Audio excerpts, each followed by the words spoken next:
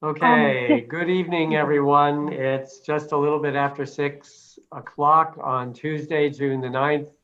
This is the Town of Mamaroneck Sustainability Collaborative regular monthly meeting for June of 2020. We'd like to welcome everyone joining either through Zoom or through LMC TV. We're particularly happy that those of you who can be joining through LMC TV. We've got a packed agenda this evening.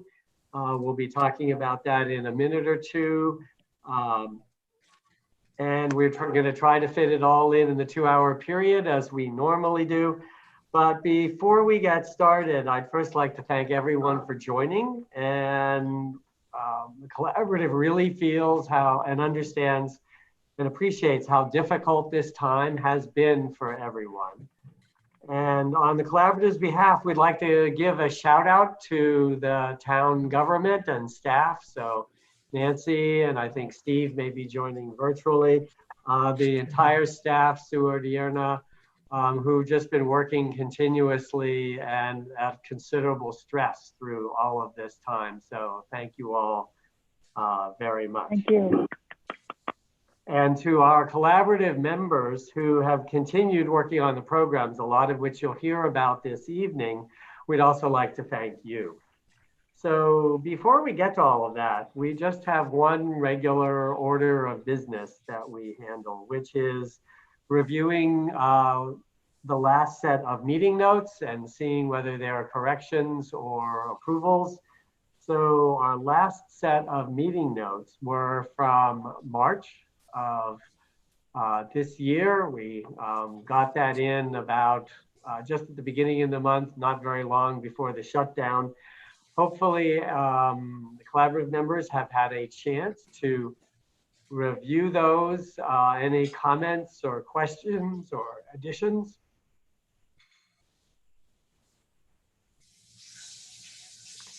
There you are, Sue. Okay, so is there a motion regarding the minutes? Yes. Yes. What is your motion, George? Oh, to accept. Is there a second? Second. All those in favor? Aye. Opposed? Okay, we have accepted the minutes for March. Thank you very much. So we're going to go on to the meeting this evening is divided in two parts. The first part is a series of updates on collaborative activities and other town activities that directly impact the collaborative and our work. Nancy will be giving those. And then we have a series toward the back half of the meeting of 3 or 4 significant discussion topics. And those are we're going to take longer with those, 15 to 20 minutes each. So we're going to try to move through the updates fairly quickly and then get on to the major discussion topics.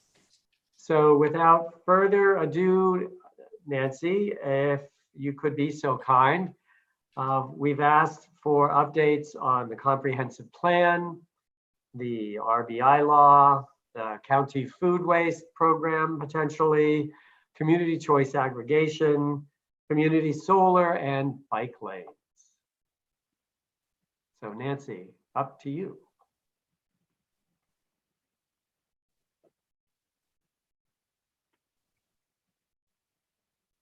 Nancy? She's frozen. Oh, She's frozen. okay. She'll be back with us momentarily, I'm sure. Mitch, can I just ask a question? Somebody just texted me asking whether the attendees can send questions by chat because it seemed to be disabled at the beginning. I don't know whether that has been fixed. Yes. So I think, Rob, if you want to allow that, that's fine. And have the attendees send the questions to me, that would be great. Thanks. All set. Thank you. Okay. Not hearing a lot from Nancy just yet. She looks like she dropped Looks off. like she's out and maybe she's trying to come back in. Right. Okay, we'll wait just a second. So while Nancy's returning to the virtual world, been thinking a little bit about this time and the challenges that we have. And what's interesting about the collaborative, as our members know, is that from the very beginning, 7 years ago, we've never been content to just think about policy or think about projects. It's always been minds and hands together, always doing the both at the same time. And we've got a pretty good track record of doing that. And I thought in the midst of kind of getting started again, and given the interesting intersection we've all found ourselves in between infectious disease, social disintegration, and climate change, sort of like a three-dimensional tsunami, that maybe in the midst of doing our everyday things, I'd like to offer the collaborative the opportunity and a bit of a challenge to say, let's take a step back, pick up our heads a little bit, look a little bit farther toward the horizon, and let's all come up with something, one idea, two ideas, something to talk about in terms of big picture challenges that we might want to take on in the next year or so. And as everyone works their way through this, that can somehow speak to those three things, both, and speak to our basic mission of resilience, sustainability, and quality of life. So if everyone wants to think about those, send your thoughts to Sue Odierna, send them to me, and then we'll make that a discussion topic for the next meeting.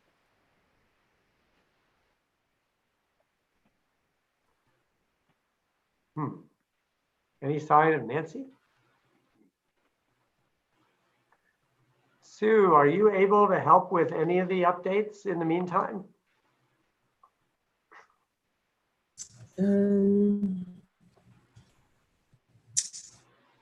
I do know that with the comprehensive plan, I believe that the board has decided to push it off a while, just based on everything happening in terms of the pandemic. And Nancy can, explain more specifics.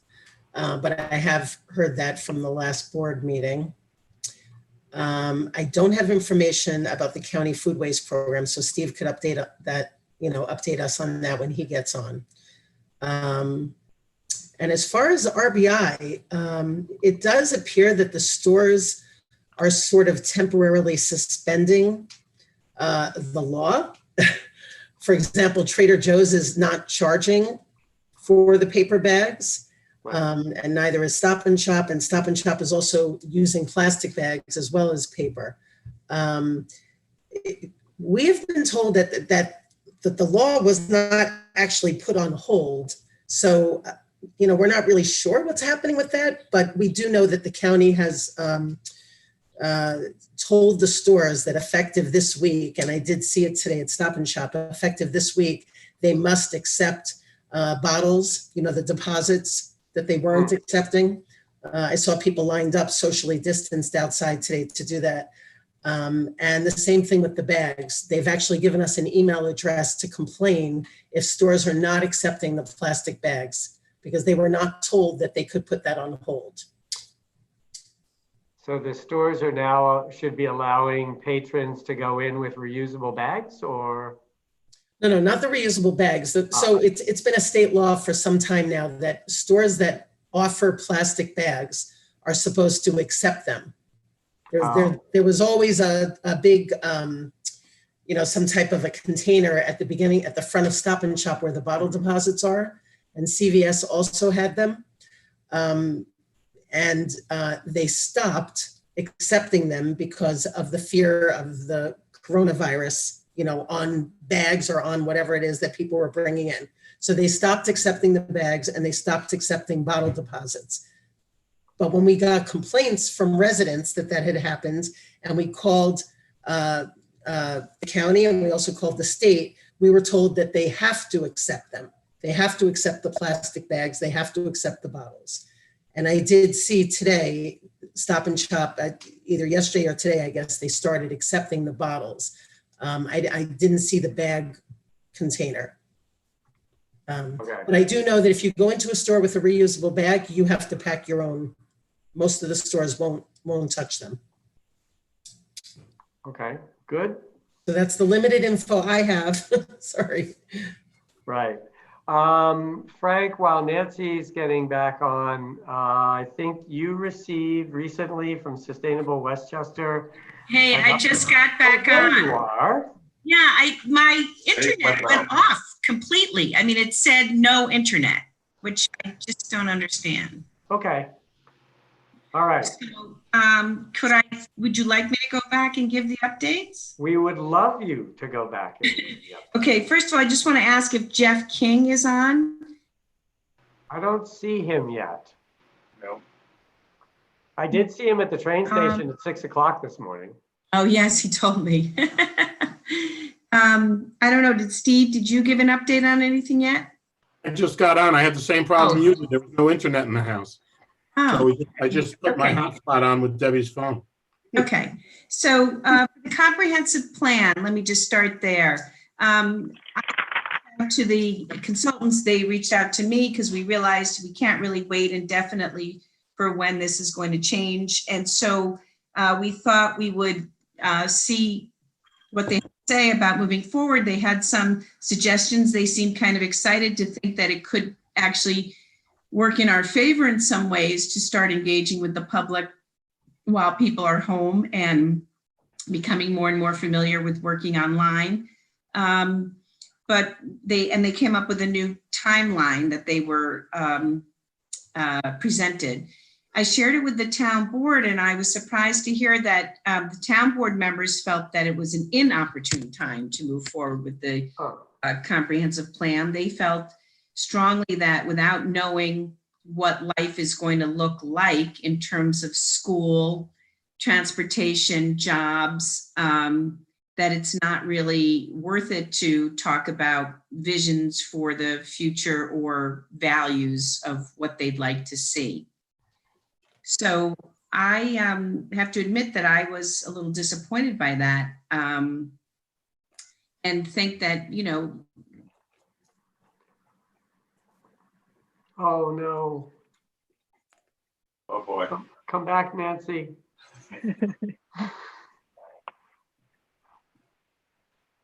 Steve, are you there? You look there. I'm there. I'm here.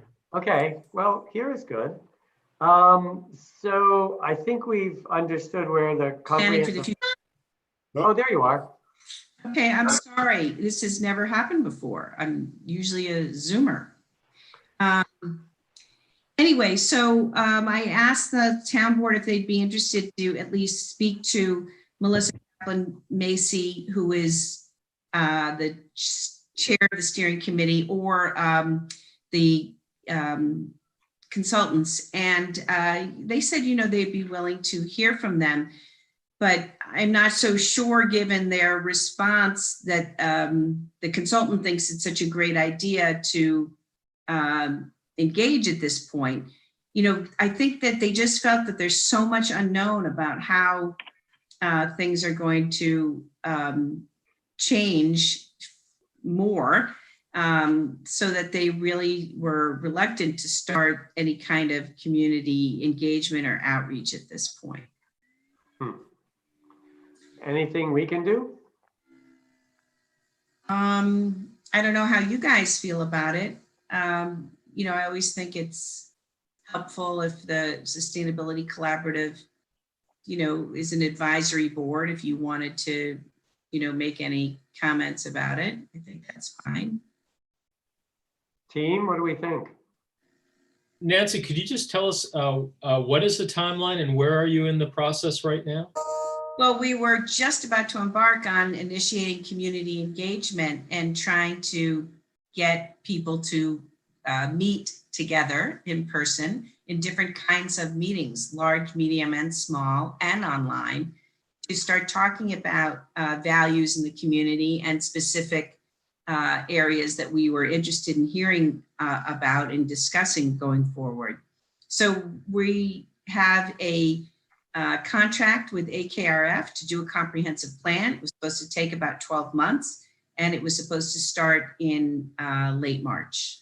And here we are in June, and it was put on hold because initially we talked about how it would be unfortunate to start public engagement without having people meet in person.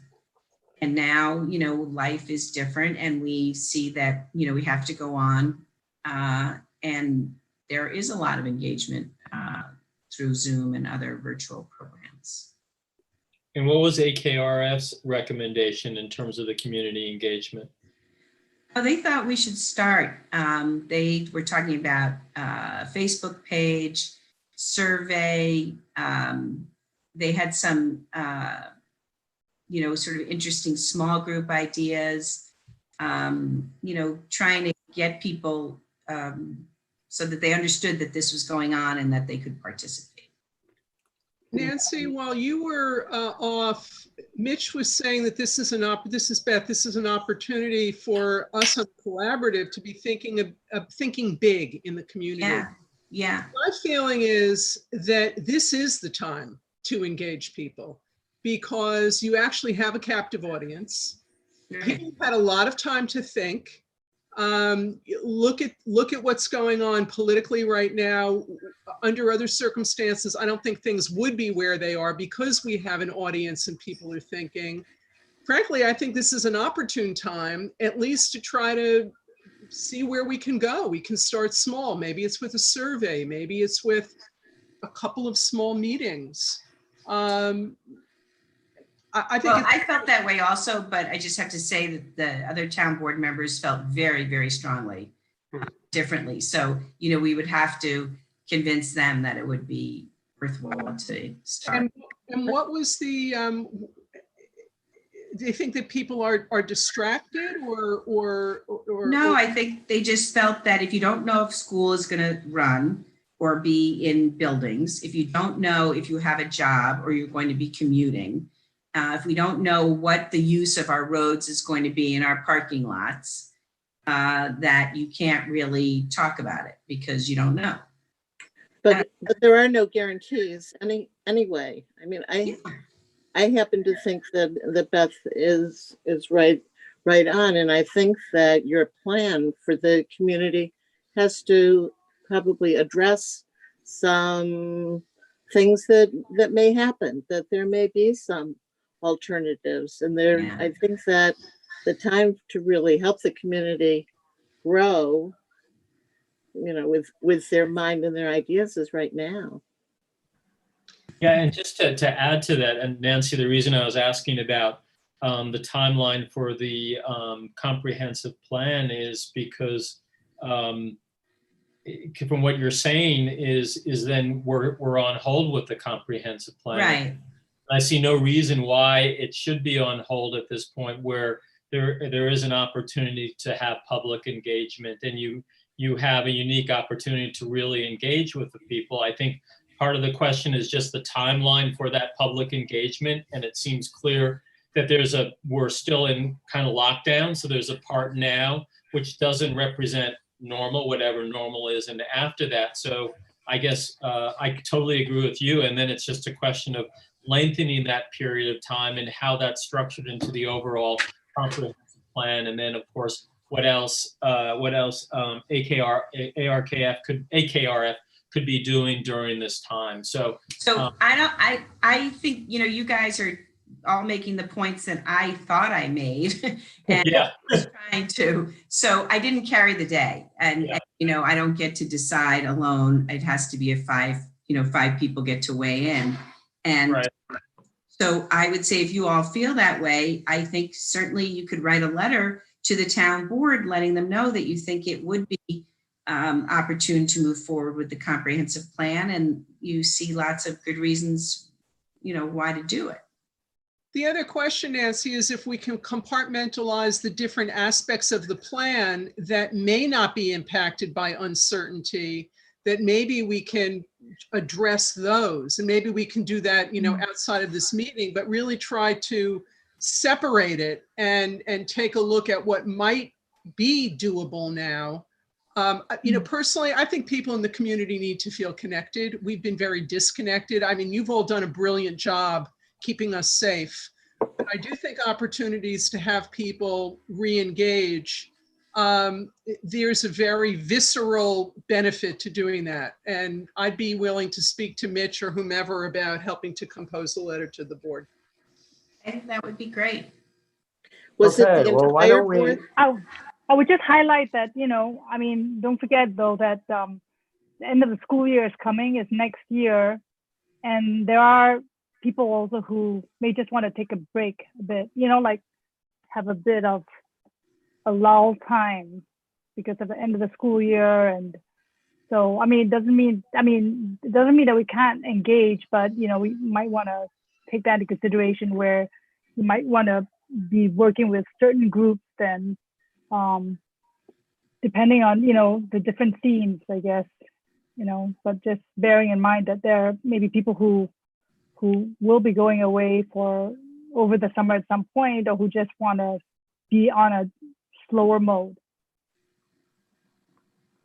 Right? okay, so why don't we do this? Collaborative members, let's adopt Beth's suggestion. Let's draft a letter. We can work on that after this evening and try to send that around within a week. And in the meantime, maybe those of us who in our walks around our neighborhoods see one of the other town board members or another, next time I see Jeff on the train platform, maybe I'll chat him up about this. Was it the entire board that objected, Nancy? Yes. Are there any? Okay. Well, one Are there step at a time.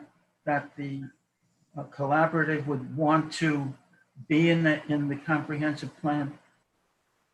I mean, Beth said, mentioned the aspects of the plan, and I wonder whether we would have any input as to what aspects we might be interested in.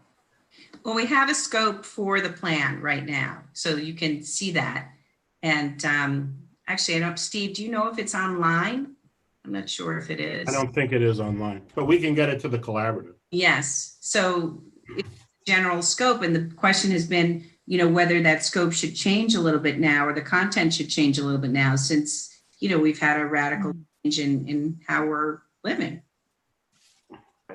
I'm just a little conscious of the time.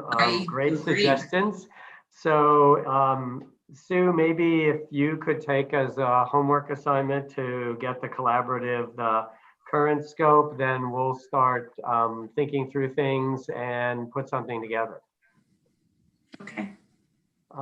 Let's see, Nancy, I think Sue Odierna covered the RBI. Do you want to maybe go on to county food waste or the other things as you wish? Yeah, actually, I'm going to ask Steve to report on the county food waste because he's been in touch with them directly.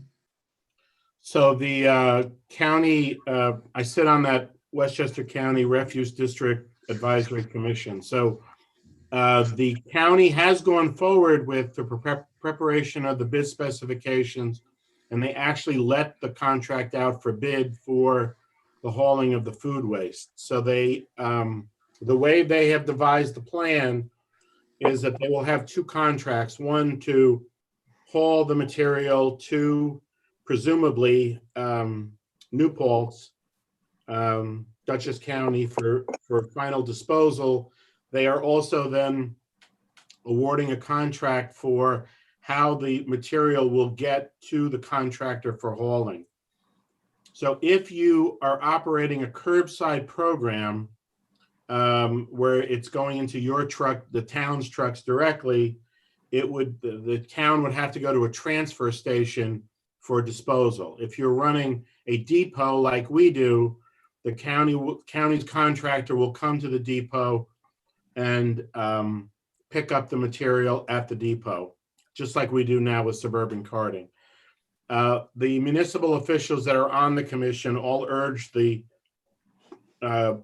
county that the pricing for this has to be virtually identical to the pricing for the disposal of solid waste. That's particularly critical now because of the possible budget deficits that we would experience if we lose revenue. So the bids are due at the end of this week, and the county will begin the evaluation. If the bids come in as expected, they hope to have the contractor up and running by September. But until we know what the bids look like and whether they can make the contract work as we've asked them to, it's still a little unclear. But we continue to collect the material just as we've done before. The numbers are very positive. I think Mark has been sending them out to at least some of you. So the weights are very, very positive. We're collecting somewhere between a ton and a ton and a half every week. So there's still very good participation. Steve, can I just Steve, clarify? Sorry, Sure. Steve, can I just ask the second contract then? You said that the county's another contract on how to get, what was that second contract? I didn't really quite understand. So the contract is divided into two parts. There's the hauling of the material from Westchester County to New Paltz. Yeah. The second part of the contract is how the material gets to the contractor to haul it to New Paltz. That second component is divided into two other components. So let's use Scarsdale since they're doing curbside. Scarsdale will be directed to a transfer station where their trucks will have to go to dispose of their material. For the communities that are running depots like we are, and Mamaroneck Village, et cetera, the county's contractor will be obligated to come to the facility and pick up the material in the same way Suburban Carting is doing it now. And I guess it depends on the size of your facility then, right? Whether you qualify as a depot or not. I don't think my understanding from the county, Karen, was there's no limit. So for instance, the Village of Mamaroneck's depot is much smaller than ours, but they could qualify for pickup just as we can in Larchmont Mamaroneck. Steve, is the pricing strictly based on tonnage, or is there a minimum tonnage that or minimum price that they have irrespective of the tonnage? Do you know? There's no minimum tonnage, Frank. What there is, the problem all along, and Karen will know this better than anyone, as we've evaluated this, the problem has been the disposal of the material once it's delivered to us. So for instance, we're paying Suburban Carting about $618 a month to come to our depot. The facility in New Paltz is charging $45 a ton to accept the material, and then there's a per ton charge to transport the material. So at one point, the tonnage numbers looked somewhere in the neighborhood of $75 a ton.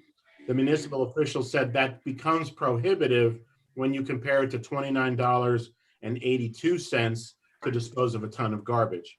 So the purpose of the county going into this business was to try and develop purchasing power, if you will, that would reduce that tonnage number to something very close to the $29.82 a ton. They're estimating that the contractor would transport about 105,000 tons of food waste each year to the site. The other contingency in this is that the site in New Paltz has filed a permit application with New York State DEC to expand its facility by about an additional 50 or 60 acres. So they'll have the capacity, it appears. It's just going to be a question of price. So as each municipality evaluates how to go forward, it's how do you address this very high disposal cost? Hopefully the county's contract will mitigate that and make it affordable for all of us. Great, thank you. Okay. Let's see, Nancy, where do you want to go next? So you have on the list the Community Choice Aggregation Program. Yes, please. Okay, the Community Choice Aggregation Program is the program that Westchester Power runs, and it is the aggregated energy program that the town of Mamaroneck opted into and took the green option. And the motivations for the community choice aggregation program were, number one, from the Sustainable Westchester, who runs the program. Westchester Power is part of Sustainable Westchester, and I am the co-chair of Sustainable Westchester.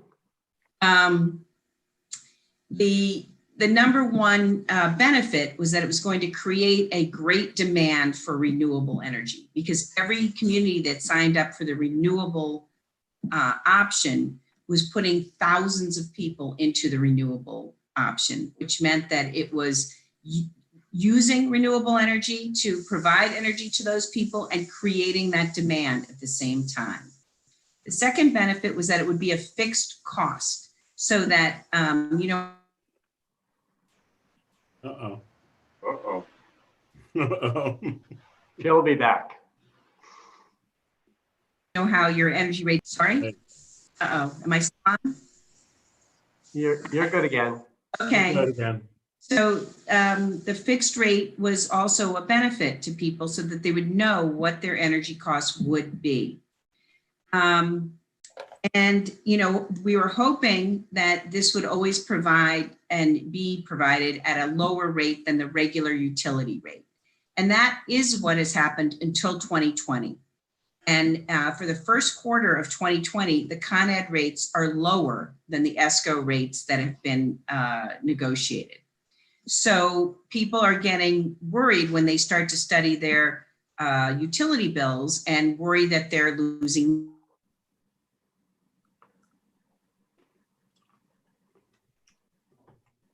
Uh-oh.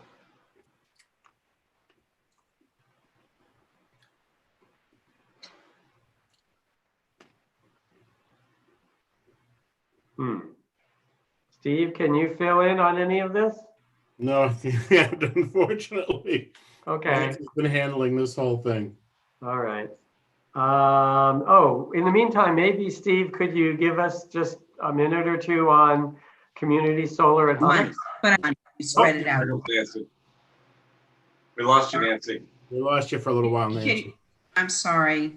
So what I was saying though is that though people paid more money for the ESCO in the first quarter of 2020, over time for the program of the 3.5-4 years that we've been in it, people have still saved money if you spread it out over time. And there is a renewal for this program coming up at the end of this year. And I think that this is the single most important way for us to be able to use green energy and renewable energy and to create the demand for renewable energy. So, you know, in terms of trying to meet the New York State goals and the town goals, it is pretty much the easiest way for us to do it. And of course, I'll just remind everyone that anyone can opt out at any time at no cost. Right. Why are Con Ed's rates so low? I don't really know. Frank might know. Yeah, not 100% sure either, except for the fact that, you know, natural gas prices have fallen through the floor. And so a lot of power is generated with natural gas. So that's, I don't know 100% for sure that's the reason, but. That's a pretty good guess. I mean, considering that gas prices went negative and oil prices went negative in March and April. But I guess I looked in the paper, the oil prices are back at about $40, which is actually higher than it was at the end of last year and the beginning of the first quarter anyway. So I think, Nancy, you're very much in tune with the problem with Sustainable Westchester's in tune with this. Frank's been talking to them. I had a call with them on something else. Maybe there's a way of looking at defining the contract terms for next year so that if some other sort of temporary fluctuation like this happens, there's a way to protect everybody a little bit better. Who would have expected this?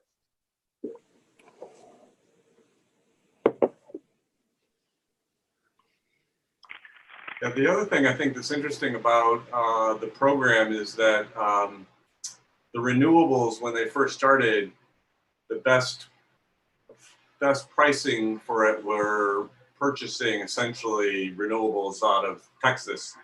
And they're now, as I understand it, Nancy, they're now getting it from New York-based hydro.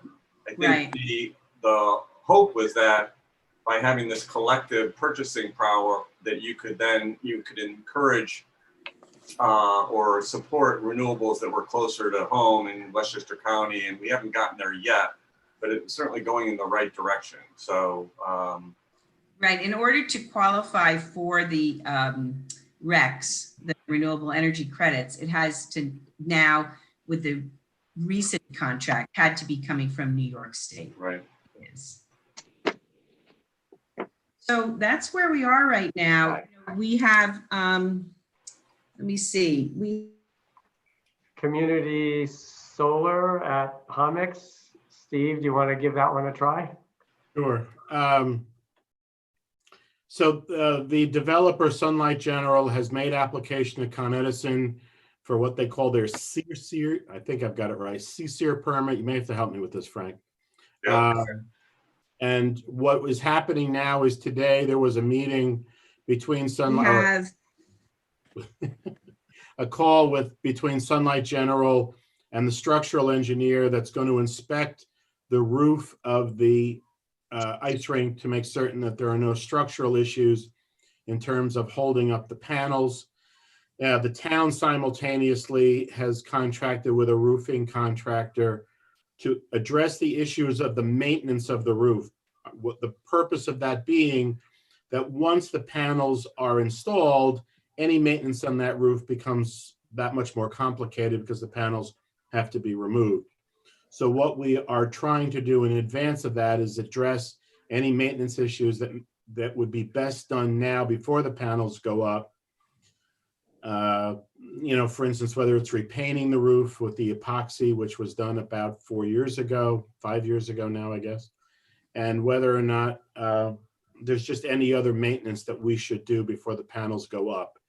So that's where we are right now. Obviously, the process hit a stall when the pandemic occurred. So we're just sort of getting ourselves restarted on this, primarily on the issues of inspecting the building and working in the building.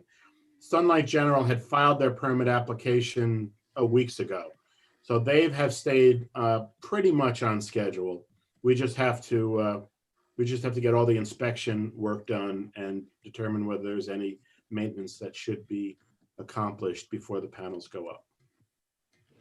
Okay. I don't want to add, Frank. I think that's pretty much where we are. Good. Okay, I think the last one is Steve Moser. You wanted to know where we were with bike lanes? Yeah. Steve, Nancy. So the Sharrow contractor, you know, when it rains, it pours. Maybe it's because of the pandemic. The contractor that we had retained had his truck impounded last week by the New York State Police. Yeah, I can't make this stuff up. Believe me, I really can't. Say, I thought maybe Steve believe me did it either when I himself. told him.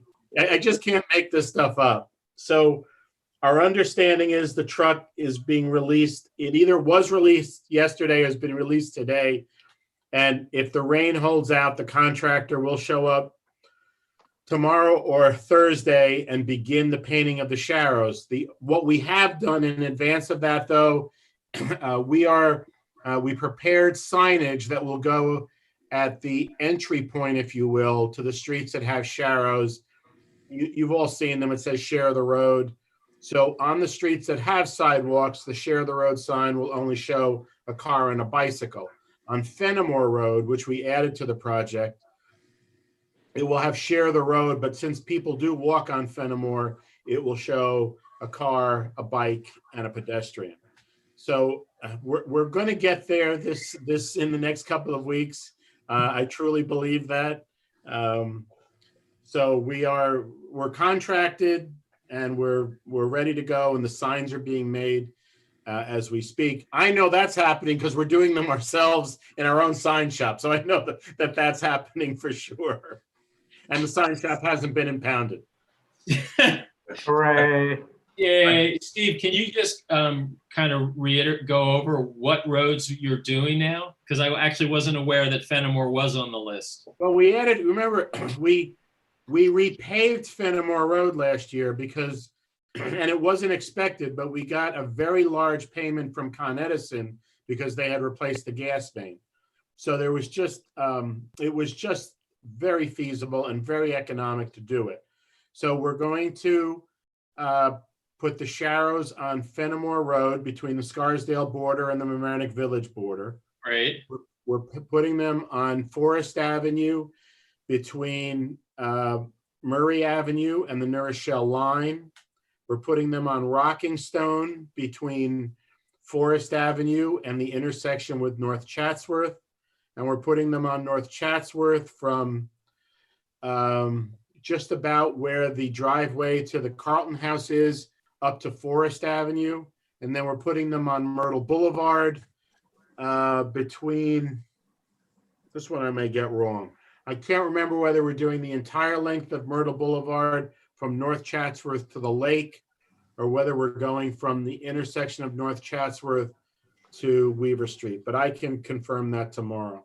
That's fantastic. That's great news, Steve. Thank you. Yeah, it is good news. We just have to get it done and get Do the you, truck.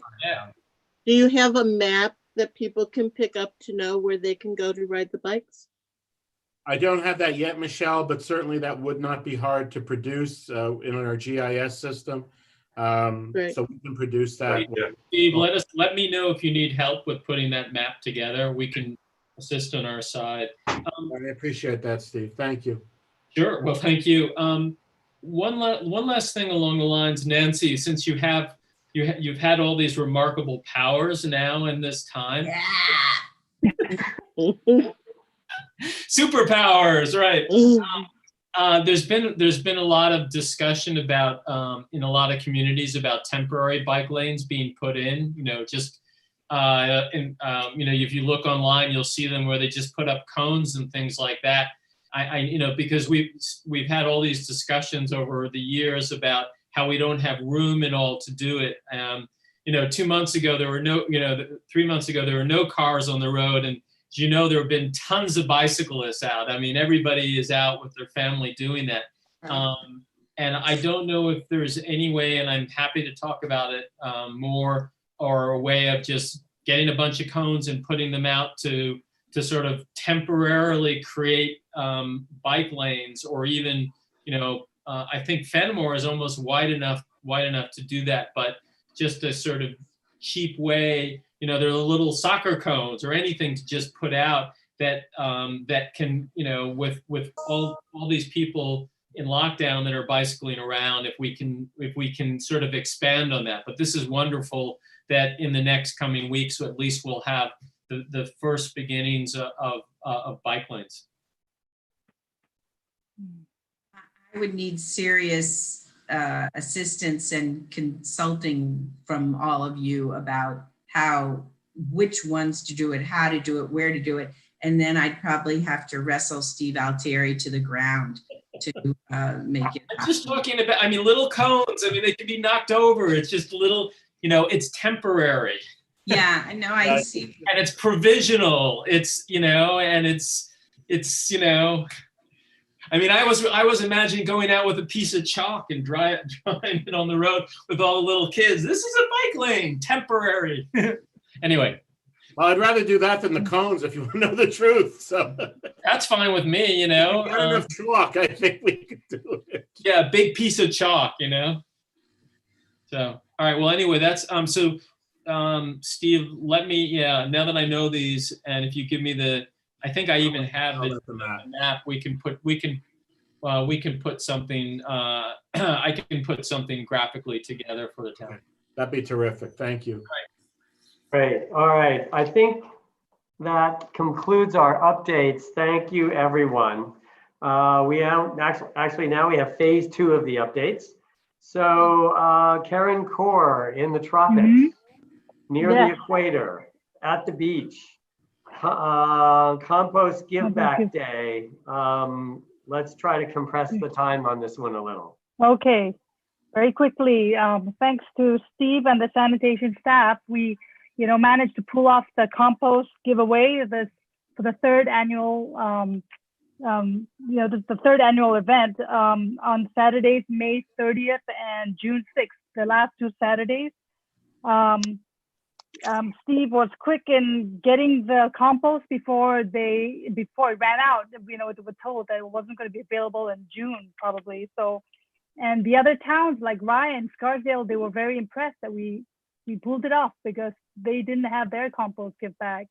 So that was the compost give back envy. So a total of 20 yards of compost, was provided, like the same as previous 2 years.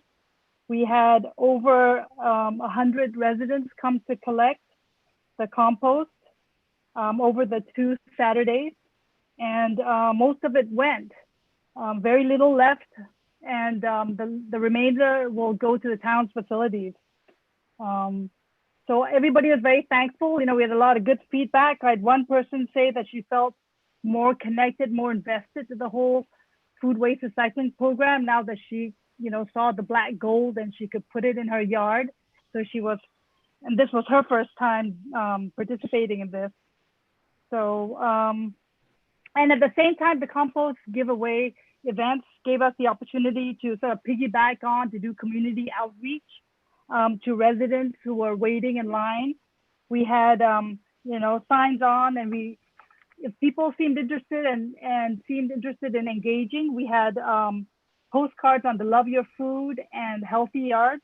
And plus we had signs to let people know about the new home delivery service of new food waste starter kits. And just to let people know, the home delivery of food waste kits started in early May.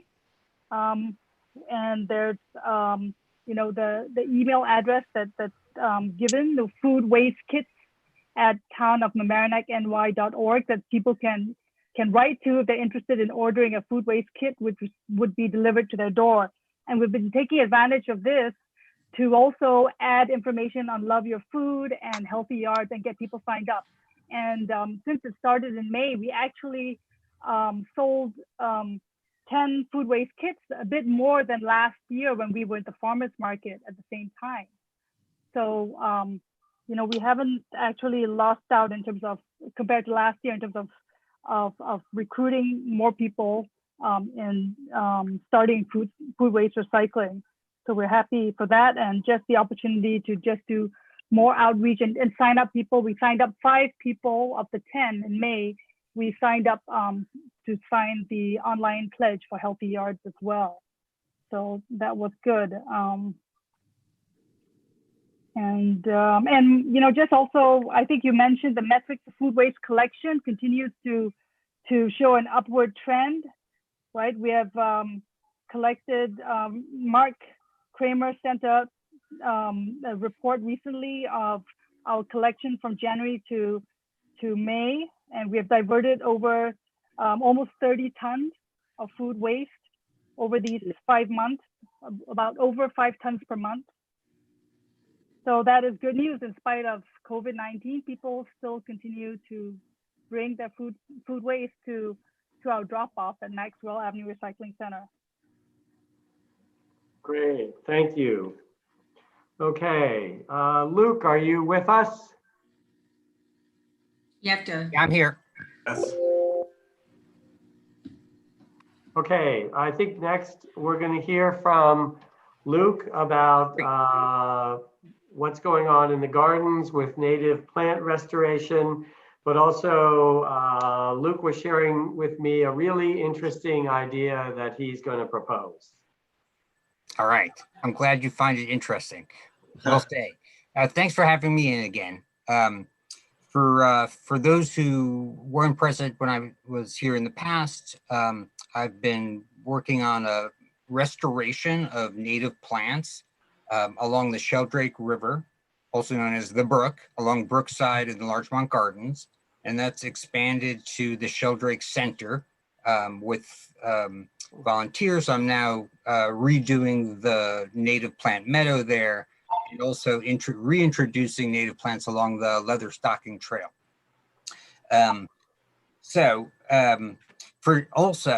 For those who haven't heard before, let me just quickly let you know what native plants are and why I'm spending so much time doing this stuff. Native plants are the plants that evolved here, right, in this place, in the Northeast of the United States, for the Northeast, with the other plants, with the insects, the pollinators, the birds, the other animals, and the fungi that exist here and evolved with them over millennia. And they have many specialized relationships, and they simply cannot exist without one another. So the overwhelming majority of pollinators rely on specific native plants in order to feed and raise their young. And the overwhelming number of native birds have the same relationship with insects and native plants. But it's the native plants that form the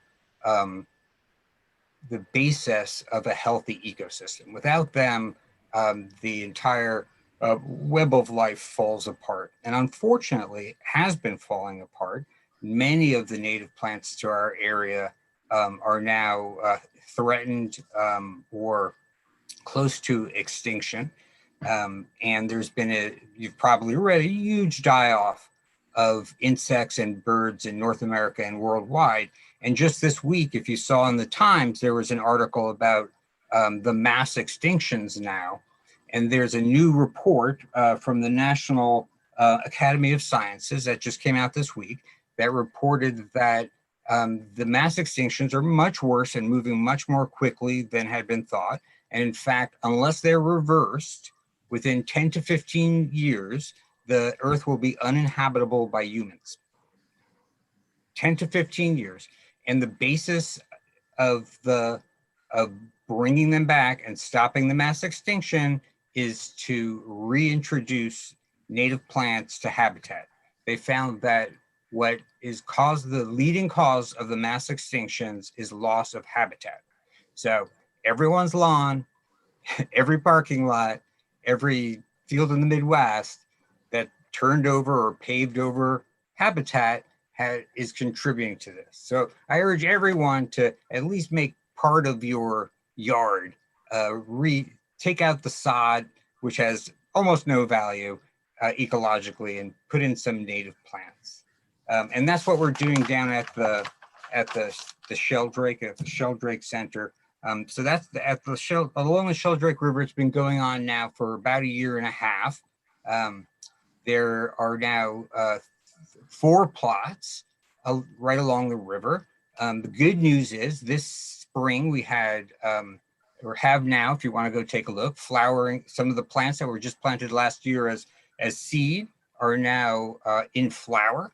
Many different species, and there'll be in different species in flower throughout the year until November, whenever we have the first frost. And at 2 of the plots, there are now frogs have returned. I had never seen or heard a frog along the Sheldrake in the last 10, 15 years. The main body of the Sheldrake, there's one tributary with salamanders, but the frogs are now back to directly in these plots. So it's like about that. And the Larchmont Gardens Community Association has been enormously supportive, and with some members from there, we've been taking out some of the invasive plants from along the river there that threaten the ecosystem there. The challenges that we have is as I said when I first presented to the collab on this, the biggest source of destruction, the biggest cause of harm to the ecosystem along the Sheldrake River is the town's mowing teams, right? They mow down to the ground, which causes erosion. The kind of grass they use is foreign sod grass. It displaces all the native plants. And recently we had an incident where some of the mowers went in and cut down some of the native plants that we had planted there, even though they were within 2 or 3 feet of a sign that said no mowing, native plant restoration, contact the town if they had any questions. So we're working with Steve and Nancy to try to fix that mowing situation. So hopefully the next time I give an update, we can say that's been solved, and that would be a sea change for the life of the brook there. So I hope that happens. And I look forward to talking to Steve and Nancy about that and finding a creative solution. That will also save the town some money. I mean, we're literally paying to destroy the ecosystem there. So that's what's going on. I have just quickly one other project that Mitch mentioned in the beginning that I'm hoping for people in the audience and who are part of this presentation will join and help to conduct a survey or a census of the plants that the town has planted on town land. So the medians in the street, the plantings in some of the parks, and see which ones are native and which ones are introduced non-native or invasive. And I do have an excellent app that everyone can use for that. You take a picture and it gives you the plant. There are some very bad ones, but now there are some very good ones. And I think I have the best one. And we can also, those who are collaborating can share photographs and help each other to identify it. We can do it over a period of time. If you have some time, want to take a walk during the day, if you're working at home down the street, and just note what are the plantings in your area.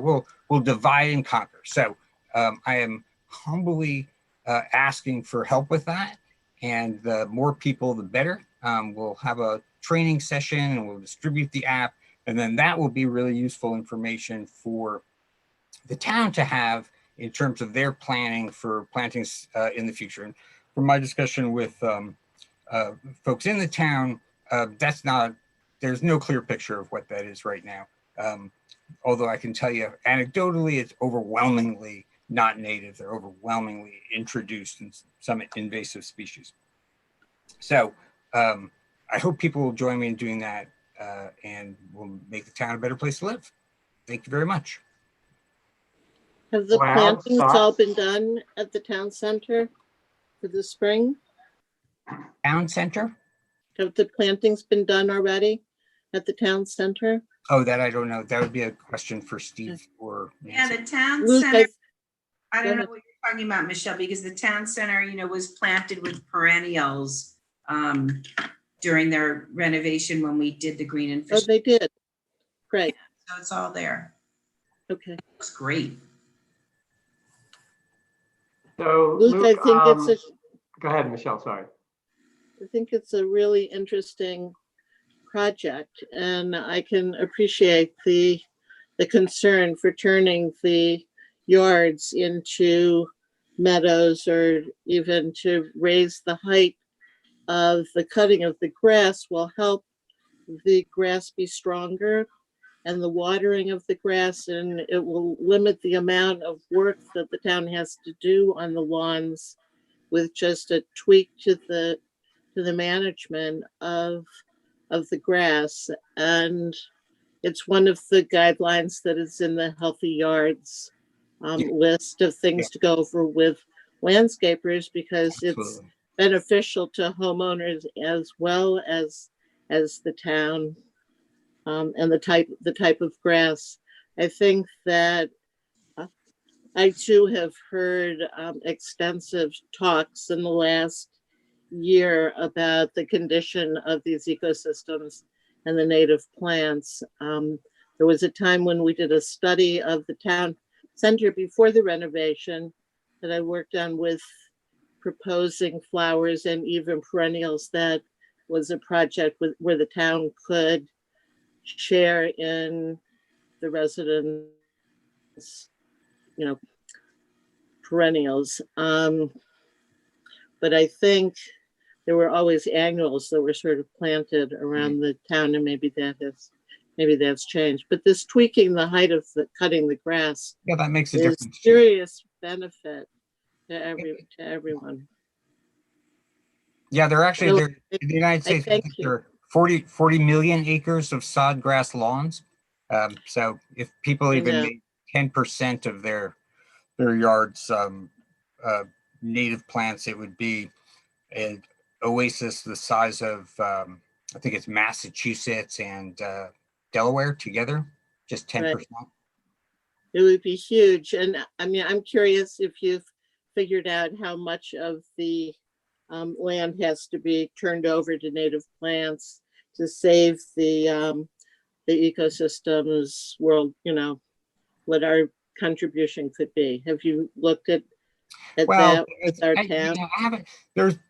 There are scientists who look at it. So there's one figure that I heard, which was or read, which was if the biomass of an area of the flora in any area is 70% native, then that is enough for, you know, an optimally healthy ecosystem.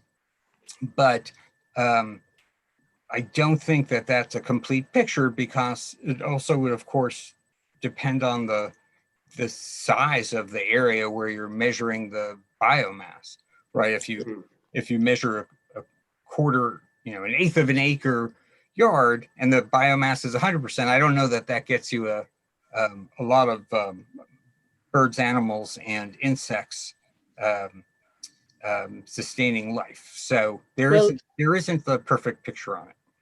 I'd be happy to talk to you outside of the meeting here. Maybe we can bring back some ideas. Yeah, I'd to love to. Collaborative, because I'm also, you know, we have green roofs which we can put into this picture too, which does a lot towards stormwater management. Yeah. And, oh yeah. Reduces the amount of pollution certainly that goes into the stormwater. Sure, that's one of the main goals of the restoration on the river, the brook, was to stop the erosion. I specifically chose areas that were heavily eroded, had no grass, just gulches. And happy to say, even the deepest of those, it was just a bare ground gulch, about a foot deep in its at its height, is now covered this spring, covered with green, and has been stable through the heaviest of rains this year. So it's pretty rewarding, you know, when it all takes hold. It's rewarding and it's cost effective for the town. Absolutely. As well as improving the health of the community. So I'm happy to talk to you. Maybe we can I'll get your number from Sue. Yeah, that'd be good. I'm not running around, but I'm good for a few thoughts. So awesome. Thank you so much. Thank you for your work. It's good work. So that's great. So Luke, there are some people who have been writing in. They're very excited about the idea. Cool. So I think to summarize in terms of the survey or the census, in terms of steps, one of the things I'm sure the town will help us identify the properties to be, the areas to be surveyed. We need to build a team. Yep. We need to do some education with the team and then do the survey. We have to figure out how to show the results. And then out of that would come an action plan that we could take back to the board and town leadership for how we might be able to implement things going forward. That sounds perfect. Yeah, very smart. Great. So let's keep going. Okay. The next up is Lisa and the Girl Scouts. Lisa, I think you're here.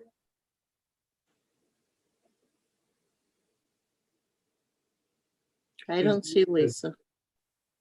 She has joined. Her photo is. You need to unmute. Lisa, you need to unmute. Oh, there we go. Hello. There you are. Hi. Sorry about that. Go for it. Okay, so thanks. It's nice to see everybody again. I really appreciate your taking the time. I have one of my Girl Scout scouts with me, but she's being a little shy. So I wanted to just quickly update you and ask for a little bit more support in our next steps on just let you know what we've done so far. So we created an online petition that Samantha did. She's sitting here. We have, and it's to ban plastic straws. And as many of you know, the village of Mamaroneck has put a ban on plastic straws because they're incredibly hard to recycle and they really hurt the environment. And my troops working on their silver award, and they're very close. This is their capstone project. What they'd like to do is extend the law that the village has adopted last year to the town of Mamaroneck. So we have a a petition. We have about 80 people who have signed it thus far. It's online. We'll continue to ask for support. We started updating the existing law, and which has banning plastic bags. And that's how it's done in the village. They just extended that law, took the law that banned the plastic bags and added the plastic straws to it. So we actually started writing it, and I want to thank whoever gave us feedback. But we really need some more help in getting that finalized and then working to get the law enacted. So that's why we're here tonight. Okay, so there's some help, there's some technical assistance you need. And then is the idea that we need to get a whole lot more in the way of signatures? So I think that, yes, any way that we can help get those signatures. You know, we've put it on Love Larchmont. We've forwarded it to people that we know, forwarded it on with the Girl Scouts. It's a little bit harder than it used to be, just because we can't stand outside and ask people. We had been going to like STEM meetings, but those got canceled as well. So if there's a way that we can get the word out, that would be great. And then really understand, is that is getting the law changed dependent on getting X number of signatures, I guess would be the question. All right. Nancy, are you still online? Yeah, I am here. There is no reason, you know, there's no magic number for having petition signers. So, you know, if you have whatever you have is great. And if you could provide that with support from the Sustainability Collaborative, I think that the town board would consider it. Okay. So certainly I can share the petition with this group, and I think I've already shared it with the collaboration committee, the Sustainability Collab. That's this group. Okay. Sue and Lisa. So if we sent the petition out to our mailing list, what would people do in order to email you back or whatever with their endorsement? So the petition is actually it's change.org. So I can look at it online. And I sent it, hold on, actually it came from Girl Scout. We created our own Gmail account, the Girl Scouts. So it came from Girl Scout Troop 1826 on May 23rd to this. I sent it to this group. So there's a link to that online petition that anybody can look at. You can just click on the link and it will bring. So did you say it is change.org or it's a separate? Yep, it's change.org. Okay, so what would be helpful is if you could send it to me and then I could send it to the collaborative distribution list, which is at least 60 people. Okay. So I can do that. So we have the link, yeah. Okay, Sue, I will certainly send that to you, and I can do that really, really soon. Great. Okay, and then, so then after that,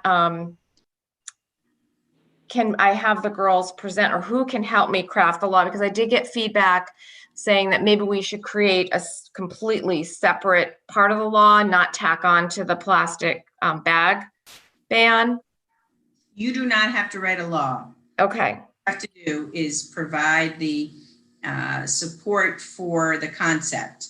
The job of the town board is to decide whether they want to go forward with that, and they would ask the town attorney to draft a law. Okay. All right. So I will. So then, do we then have to present at a board meeting? I'm just trying to get the logistics. You certainly don't have to. You know, it would be great. I mean, if you wanted to, that's fine, but you don't have to. And just, you know, present the reasoning for it and the work that went into it and, you know, why you feel strongly about it. Okay. So should I send that in my note to Sue or who do I send that to? That should come to me. Okay, so I will send it to you with the rationale. I'll send Sue the link to the survey, and then we'll go from there.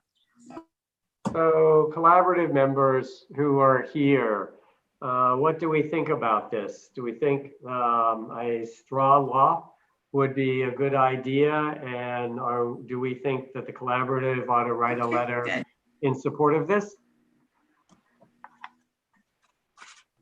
I think they should make a little movie. Can the Girl Scouts make a little presentation to the board, or just questions, or so that they can see who's been involved and appeal to them? Because I think all on its own, I think it may be hard, given that they don't even want to do a master plan. But I think it's a good idea, and I think that they've been earnest about it, and they should give it a good shot. So, Go ahead. yeah, I would just say, the girls have been at many of these meetings, a number of these meetings, and have presented this. Oh, Really? not the town board, not the town board, sorry. I'm getting my meetings mixed up. So you mean present, oh, sure, they can present at the town board, They sure. they can just make a little video, and maybe that can be the presentation of it. Sure, we can do that. I'm sorry, I thought you meant come back to this meeting, because I thought the question was just if we would have this group support. I'm happy to give you support. I don't know how the best way is to do that. Mitch, I think I'd like to get, I'll send something around with Sue later this week, and if the collaborative members seem to be positive, then we'll draft a letter of support. Mhm. Lisa, Yes, I think do you know any other places other than the village of Larchmont where they have the ban for plastic straws? Have you guys run the across? country of Japan. Really? The whole country? I didn't see a straw there.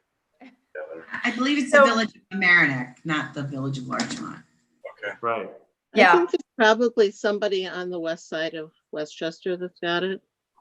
I don't think that this is a I brand think new. Rye Rye Rye has, does. Maybe I right. understand from Michelle Sterling that Rye has gone about it in a different way. They have this straw ban.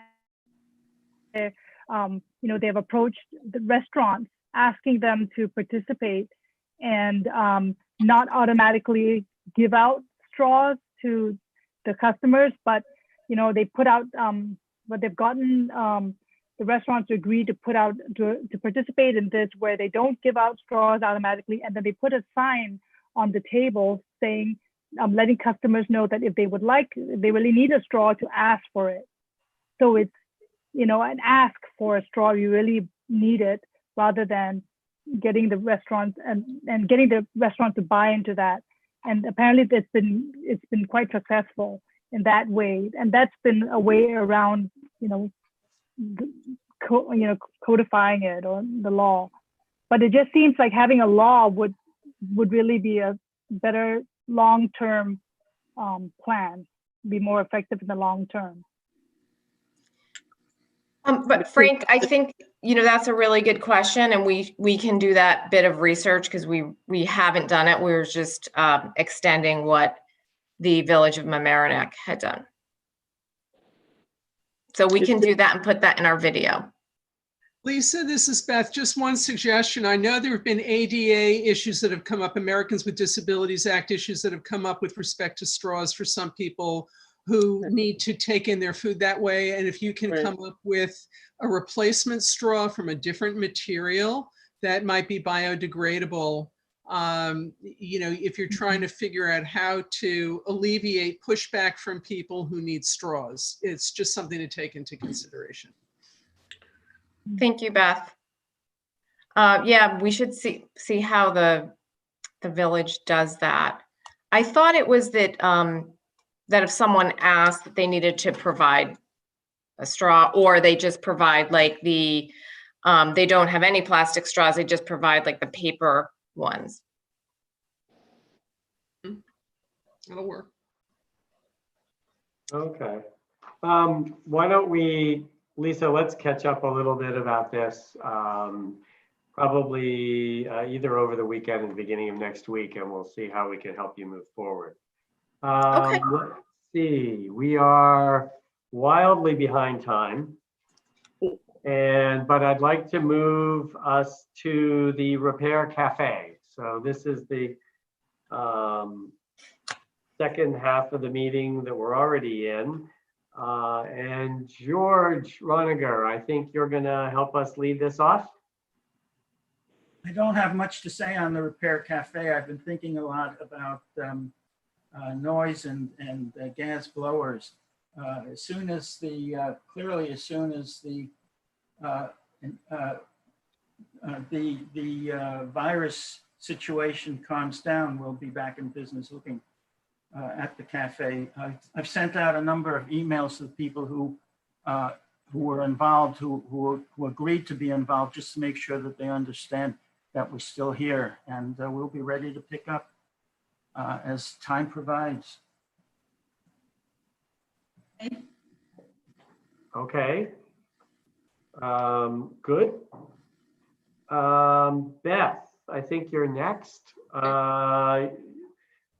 You're going to talk to us about backyard farmers. This has to do with Love Your Food and the programming. Just to backtrack, we've got under the grant from New York State on Love Your Food, we've prepared an insert that's going to go out in Nancy's newsletter this month. We focused on meal planning and really took into consideration the impacts of COVID-19 food shopping. A lot of thought went into very few lines. So we hope that that will be of use to people in the community. People don't want to wait a long time online. Now meal planning takes on new importance. Apropos of what you said, Mitch, about thinking big, I had hoped to have a Love Your Food Festival in the fall that was going to piggyback on the food truck event, but understanding that we're in a different time right now and thinking about the role of Love Your Food and our messaging in the community, switched around with the idea of how do we restore a sense of community when we think that there are going to be some children home this summer. And we've got a food insecure population in our community. I'm in touch with Malcolm on a regular basis. And also people over at the Open Door Health Center, and thinking, you know, what can we do?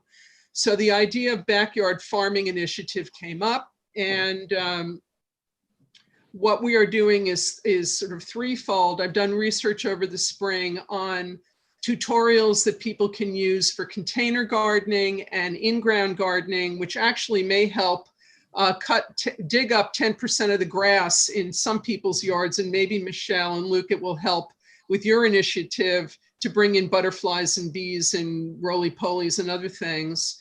But the idea is to introduce, you know, backyard farming, gardening, what have you, so that we can find activities for our kids. We can reconnect to the earth, which I've been doing at a community garden in New Rochelle. And our Diane Neff donated to me 30 tomato plants that I am growing in my garden over in New Rochelle. And I thought, well, why don't we do that for our community? So I contacted Malcolm Froman to see whether or not he would be willing, interested, if we could get people in the community to do their backyard gardening. And so that is in play. There are other people in the community who, you know, have had similar ideas. And so we are going to be, you know, working with them under our umbrella to the extent they want to. Some people are coming to Love Your Food to, you know, coordinate with the sharing. So we're going to do that. And then there's one more thing in terms of the Love Your Food Festival in the fall. We were going to be welcoming people in the community who were artists to try to focus on depicting food. So maybe we have people at the Mamaroneck Artists Guild who take photographs of still lifes of food, or they knit earrings that look like grapes, or some kind of fun thing that we might have been doing there. And what we're going to do is have an online fair. So I'm working out the details with our web people and Facebook. But the idea would be that, we'll have a kid section and a young adult section and an adult section where people can send in photographs of their large zucchinis and of their funny looking carrots. And we will have best in category. Hopefully I'll be able to get people in the community to donate prizes that can support people in the community, but that's going to be a work in progress. But really all of this is a way to help restore community, support our food insecure population, and engage our students who are staying home, all which are consistent with the messaging of the Love Your Food grant. So that's it. And we're going to have some thoughts, everybody? Good. And just to let people know also that, and at the same time, when we were talking about, Beth is talking about the backyard initiative, Lisa Chase, a Larchmont resident, had also similar ideas about, getting residents interested in starting their own vegetable gardens and contributing the surplus to a food pantry. And she's already reached out. She's got a list of almost 40 residents. And we're also been talking to schools and houses of worship about whether to get them involved, so that it's also not just residents, but schools potentially that already have gardens like Murray. And so Mamaroneck Avenue School as well has their gardens, and we're trying to see whether they can contribute to that as well. So we're just trying to find a way to integrate it, with the whole Love Your Food effort as well, initiative. But Lisa's been giving sort of the support and the technical assistance and providing seeds and helping people find the location in their yards for those who are starting out, and giving them helping connect people, residents, to resources, where to get easy to assemble raised beds and seeds, and how to figure out how much soil to put in. So she's been giving support to interested residents already. So that's all very exciting that So this is, coming from the ground up. Yeah. When Lisa gets further along, we've got our Love Your Food section. The Food for Thought section of our website. And when she gets further along, we'll be able to talk about it just like we did with the Girl Scouts, as a community member that's doing something. And she's got a lot of very wonderful plans. And, we look forward to working with her the way we did with the Girl Scouts. It looks like it's going to be very exciting. Yeah. And just to let you know, she's also the owner of the new restaurant, The Grange. So she's also trying to, I think, allow the use of her restaurant or whatever, the front, for community types of initiatives. So that's the restaurant that's coming up on Larchmont Avenue next to Coriander. Can I add too that I'm participating in Lisa's project. She calls it Victory Gardens. And what's really good about this, I just wanted to mention to the collab and what we're taking from it on the Larchmont Environment Committee is Lisa is really focusing on mentoring people to bring them along in a new green habit. And I think that's really important for a lot of the campaigns we start. I mean, it's one thing to put forward a concept and hope that people will take hold of it. It's so much more effective if there's somebody mentoring people the way Lisa is. I mean, she is taking it step by step, I can say, because I'm on her emails, from the very beginning, as Karen said, citing the garden, giving a source boxes for the garden, telling us about soils and so on and so forth. And I'm going to try to keep that in mind. You all might as well as we move into other campaigns. I'm thinking about it when we're going to try to get more people to buy electric cars. And one of the ideas we have is to get people to sign up to mentor other residents in having an electric car and telling them what we like and what is difficult, why we like our brand, what other brand we might think of using. I think that kind of personal connection could really help move our environment campaigns forward. So we'll see, but it seems like a good start. And a second thing I just wanted to add for Beth and Love Your Foods is I'm noticing a lot of people are noticing that with COVID-19 and people are looking at their food differently, and it could help with Love Your Food. I'm speaking of how people are now shopping less. They try to shop every 3 weeks or every 2 weeks instead of every day. And as a result, they're looking at how they cook differently. Instead of looking up a recipe and then running out to the store to get the ingredients, they're stocking their kitchens with basics, healthier basics often, and they're cooking. It's kind of a completely different way of cooking. Instead of cooking according to a recipe, they're cooking according to ingredients and what they have in their pantries and their refrigerators. And they're also making stuff that they used to buy. Like people are making bread, people are making falafels, pizza, I mean, all kinds of stuff. I think it's starting a different relationship with food, which could help us in encouraging people to pay more attention to their food. Kirsten, less. I'm very excited. You're the advertisement for our June insert, because everything put into the June insert is exactly what you're talking about. Well, I'm sure it will resonate because I know a lot of people are talking about this. Yep. Absolutely. Just one thing for the meeting notes. Which Lisa are we talking about? Right. Lisa Chase, is that, you mean you're talking about the Victory Garden person? Yes. Lisa Chase. That was Right, the Karen? person I mentioned.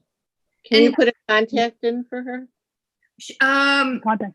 I have an email. I can put up an email, or Karen, if you want to add it to the chat, I can go Sure. look for it. Sure, I can put it. And sorry, can Ilana be enabled to also give an update on the cooking demos that she's been organizing for Love Your Food? Can't hear you. Alana wanted to give an update on the, I think on the demo. She's just come in. Alana. Sure. Yeah, if we can do it quickly. Can she be enabled? Rob,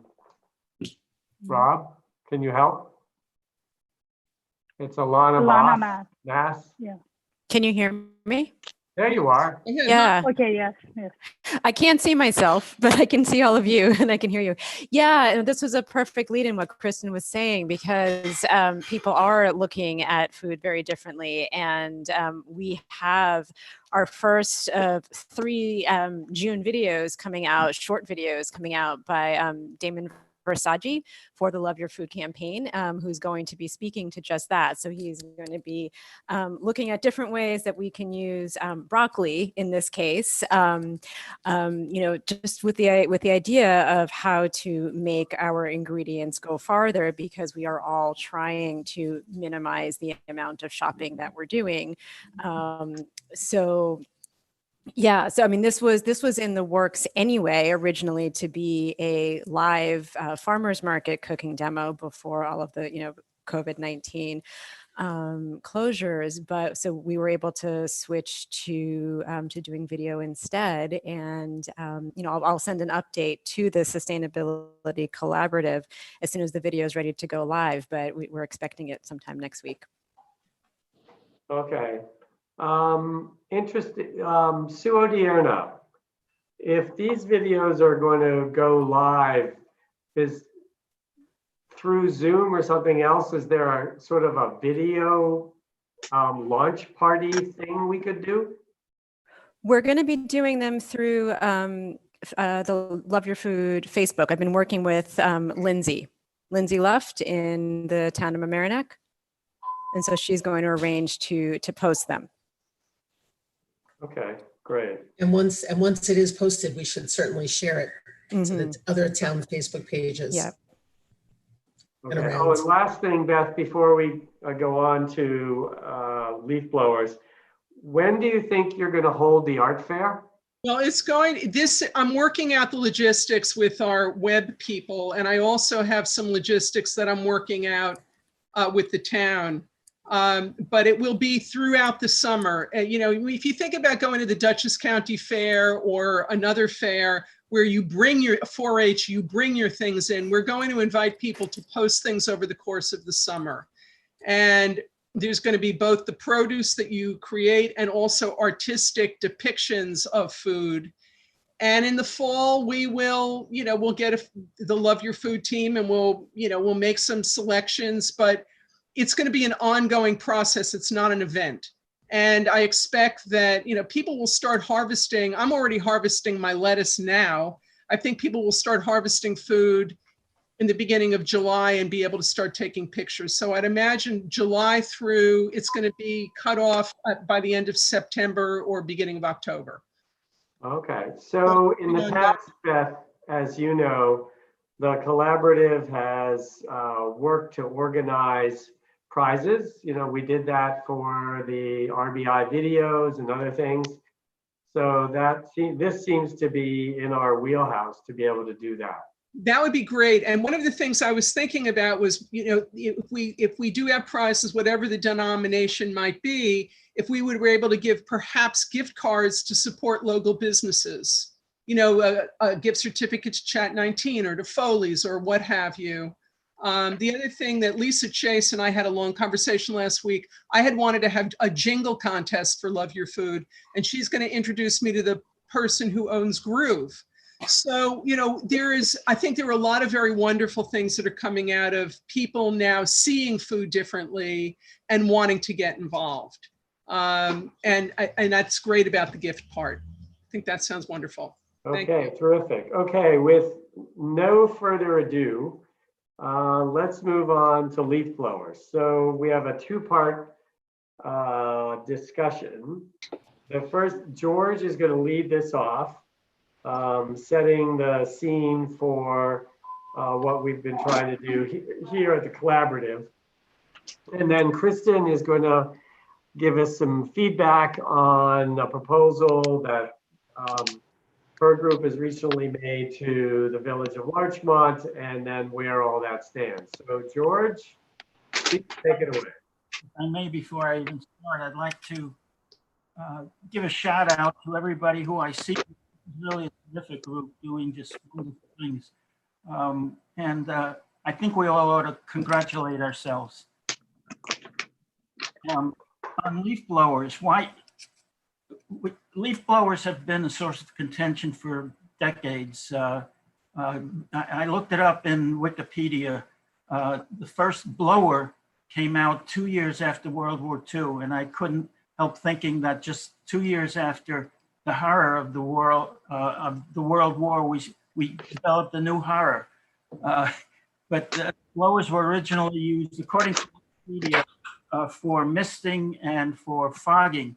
And it was, let me see, I think 1977 that the first leaf blower was created in Japan, as a matter of fact.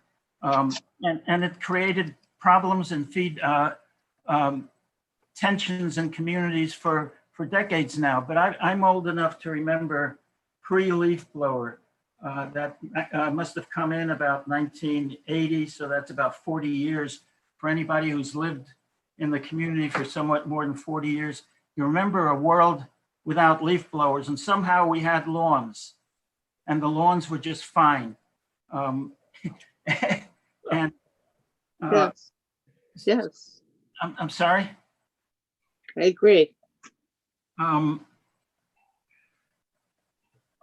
me see, and the Sustainability Collaborative also has a history of leaf blowers. Many towns, many communities such as ours have gotten involved in trying to deal with leaf blowers. And I was just thinking, why should we think again about leaf blowers now? And I have a good reason. I don't know how other people feel, but we will ultimately have about 6 months of a ban on leaf blowers in this community by the time we're through. We've had 2 months they've been banned because of the emergency powers that our wonderful supervisor has, and after that we'll have four more. So this would be a very good time to review where we are, what the issues are, what the problems are, what the pros and cons are, and where we want to go from here. Let me see, going back to 1995, that was the first time that the town board put in a law banning leaf blowers at night.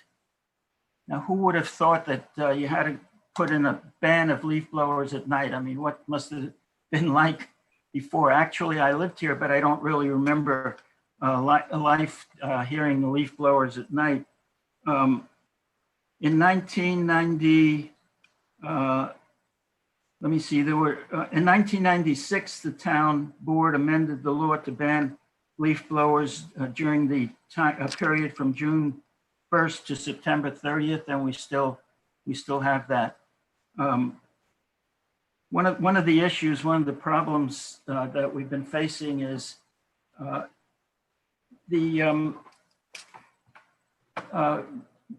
we've been a bit spotty about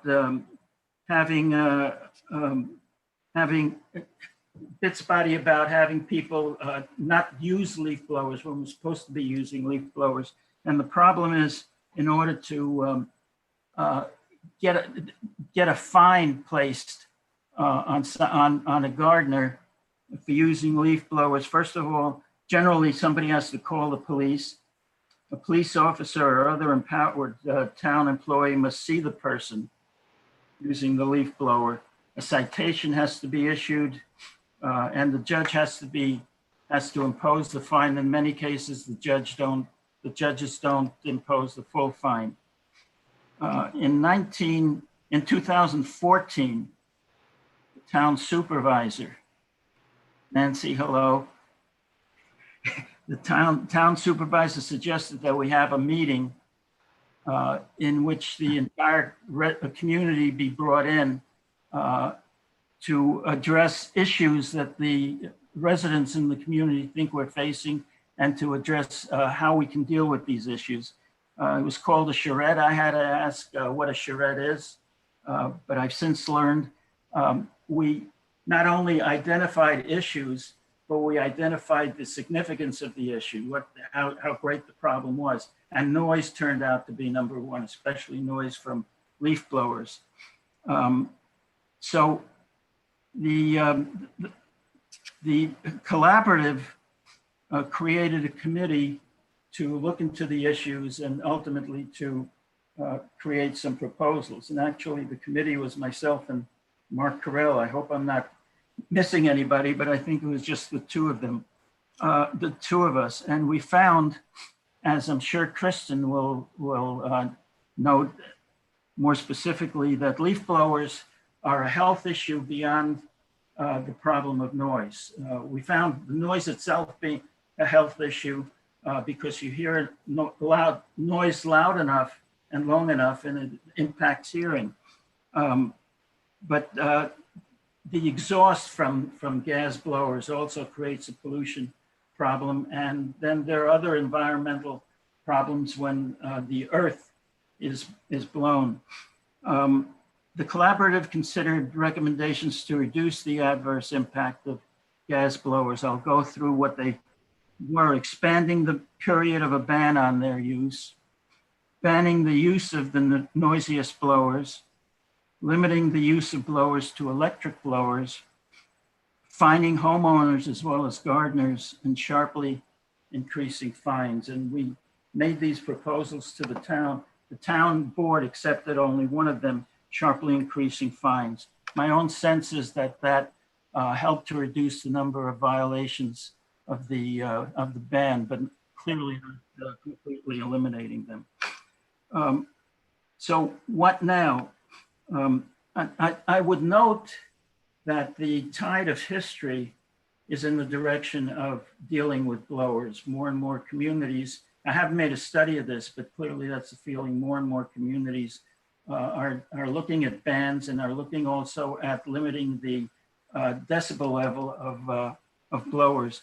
And it appears that of all things, the state of California as a whole is now looking at the possibility of banning blowers or taking other kinds of action. A number of years ago, when the collaborative took a look at this, I took a look at a map of Westchester County and checked on how many communities did have laws either banning or dealing with the decibel level. And I don't, unfortunately, I don't have the number in mind, but there were a lot of them around where we are, a lot of them along the Hudson River.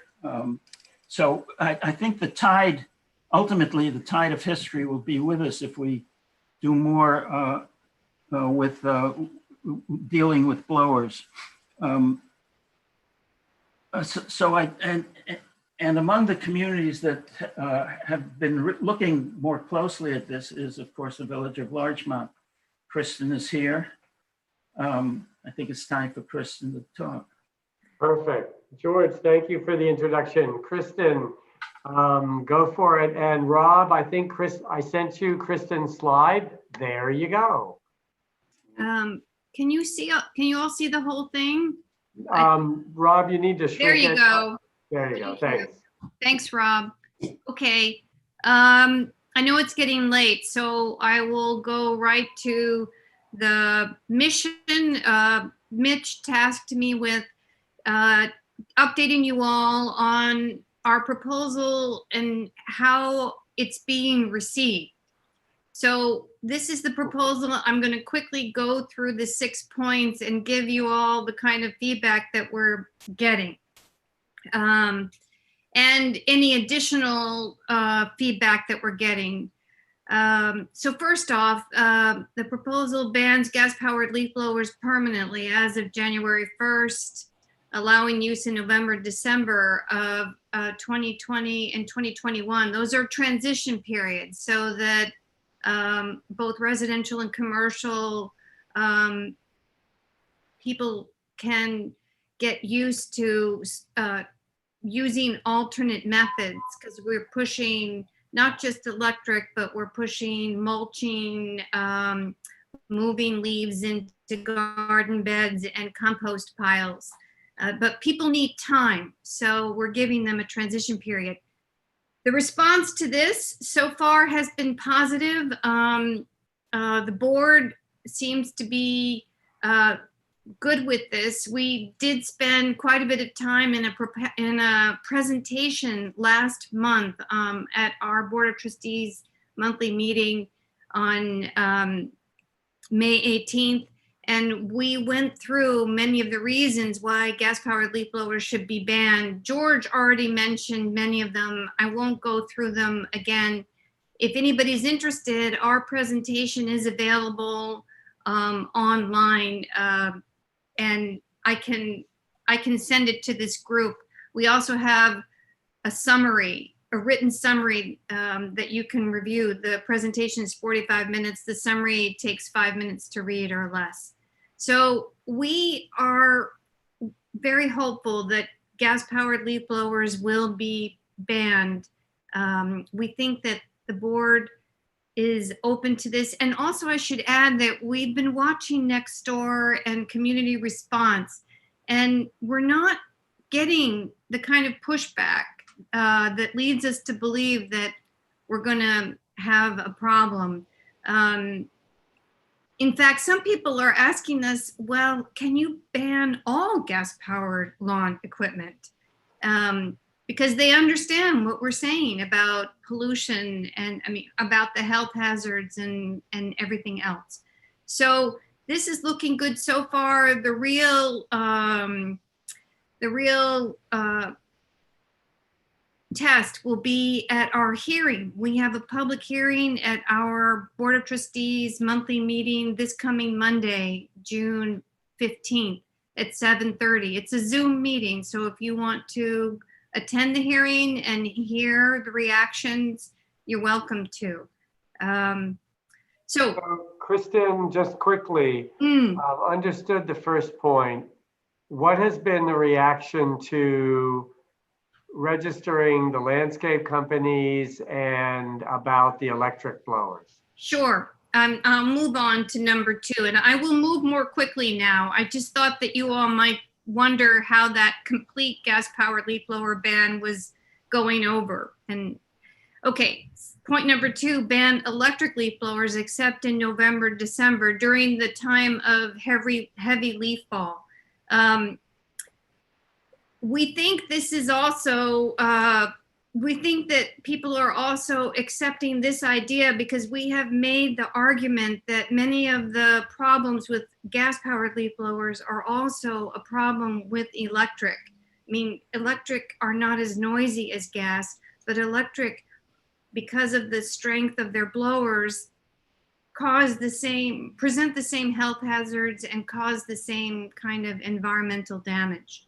And we've been going through a publicity campaign for 3 years now. So we have put door hangers on the doors of all of our homes. So most of our residents understand this. And I think we think that they're buying the electric leaf blower issues as well. You know, there are 2 ends of this. The landscape companies seem to be open to letting go of gas-powered leaf blowers, but they would like to replace those gas-powered leaf blowers with electric, and they want to use them all year long. The environmentalists know that electric leaf blowers are very damaging to the environment. It's like a tornado going through every week, and they don't want to see the electric blowers around all year. And everybody is aware that the electric blowers throw particulates up into the air the way gas ones do. So our practical compromise, I'll use that word, is to ask that electric leaf blowers be banned January through October, and people use alternative methods, and then they're allowed in November, December when leaf fall is very heavy. We would rather they not be used at all, but we're going to go with November and December. And I should add that we also have a complete blower ban right now in Larchmont from an emergency order due to COVID-19. Our mayor, Lorraine Walsh, put that in place, and we've had it since April 1st. And people are pretty happy with that. I mean, people have noticed how quiet it is, and they've noticed how clean it is, and they've noticed that Larchmont is really just as beautiful as it's ever been. We're not seeing that things are looking terribly untidy. So we're reminding people of this as we go into the hearings. So any questions on number 2? Let's just keep going because we want to get to everybody's feedback. Yes, okay.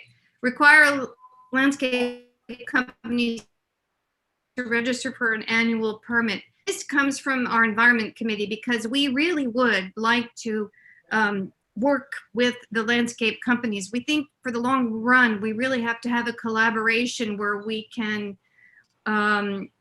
work on different methods, a whole different paradigm for handling residential landscaping and parks and public lands.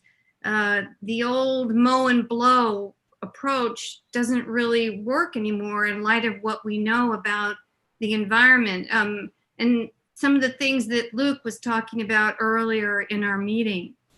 So, but in order to help landscape companies adjust and change their business practices and change their business models, we need to be able to talk to them.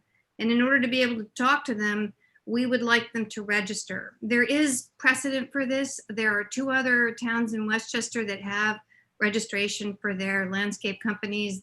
It's Terrytown and I think it's, I want to say Irvington, I'm pretty sure. So there is precedent. Our board is not as sure about this. They are uneasy that it will be a burden on the village staff who already have a lot to do. But from what we understand from other municipalities, it's really not an onerous task. It's just basically paperwork. And usually there's a window every year where the landscape companies come in and they register and they pay a nominal fee to cover processing, and they get sent a sticker or some kind of identification to show that they're registered, and that's it. It's not that time consuming. Moving on to number 4, ticket both property owners and landscape company owners. 4, 5, and 6 are points that were suggested by our police department to help with enforcement. They felt that we really need to bring the property owners into the picture in order to make a difference.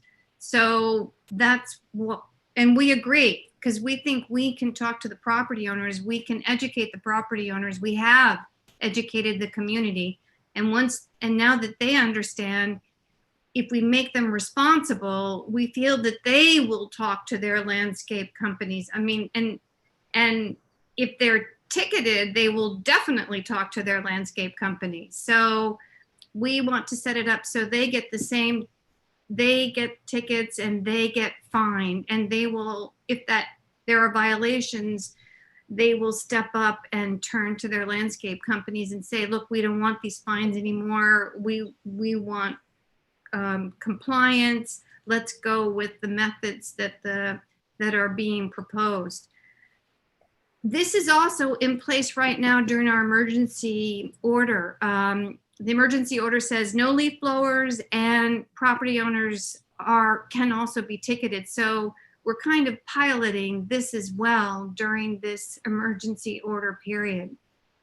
Number 5, increased fines for violations. We are following in your footsteps. We are going to do the same fine structure that Town of Mamaroneck put in place, basically 125 for the first violation, 250 for the second, and 500 for the third and subsequent fines. And since you have set that precedent, that's going to be easier for us to follow. And last, and probably least, state and code and village subcontractor contracts that there are no exemptions. The police also wanted this. We were finding that the subcontractors working on our parks were using blowers when the police were trying to tell the commercial guys that they couldn't. And the commercial guys were pointing across the street and saying, how come they can do it and we can't? Which was a good question. So we talked to our village administrator, Justin Datino, and he is saying that he's putting this, that the village must follow the same restriction, the same ban. And in fact, we want to actually flip it the other way and get the village parks to be models of green maintenance, not just with banning leaf blower use, but hopefully extending to other green practices in the future. So I would say that the banning the gas-powered leaf blowers, requiring landscape company, banning the gas-powered leaf blowers, ticketing property owners, increasing fines, and stating that there are no exemptions all look pretty good. The questions are more about banning electric blowers and requiring landscape companies to register for a permit. I will add that we have had a couple of questions. One is electric equipment powerful enough to replace gas? And we brought in a professional landscaper. He's out of Connecticut. He uses only electric equipment, and he correctly states that the modern equipment can do the job. Another question is, can commercial landscape companies manage with batteries to cover their whole workday? And the same fellow, it's Dan Delventhal of Mow Green, said that batteries are also not a problem.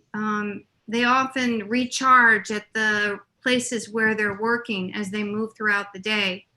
And some people people don't seem to object. In fact, some people like that idea because if they are buying green energy, wholly renewable energy, then they know that their work is being done with clean energy. I mean, it's fungible in a way. So trying to think if there's any other objection. I think that those are the ones we're looking at right now. So we have our hearing coming up, and we're going to speak some more about those 2 points, the electric leaf blowers in November, only in November and December. We're bringing in another landscape company owner who's going to speak on that. And we're also asking people who understand more about how these affect the environment to speak, because that is one of the reasons we don't want electric blowers. We want nature to do its thing in the spring without being blown away. Luke has agreed to speak at our hearing on Monday. Luke Russell, thank you, Luke. We're also asking the Pollinator Pathways folks if they can send somebody to speak. I'll say one more thing, and you can ask questions or whatever, because I know it's 8 o'clock and people probably want to leave. We did make the strategic choice to couple banning gas-powered leaf blowers with limiting electric blowers to November and December. Some people were saying we should just go with gas-powered leaf blowers, but we feel that because electric blowers are a problem, not just for health reasons, but for environment reasons, we needed to put that on the table and make the case for it. And we will see from there. Hey, Kristen, great, thank you.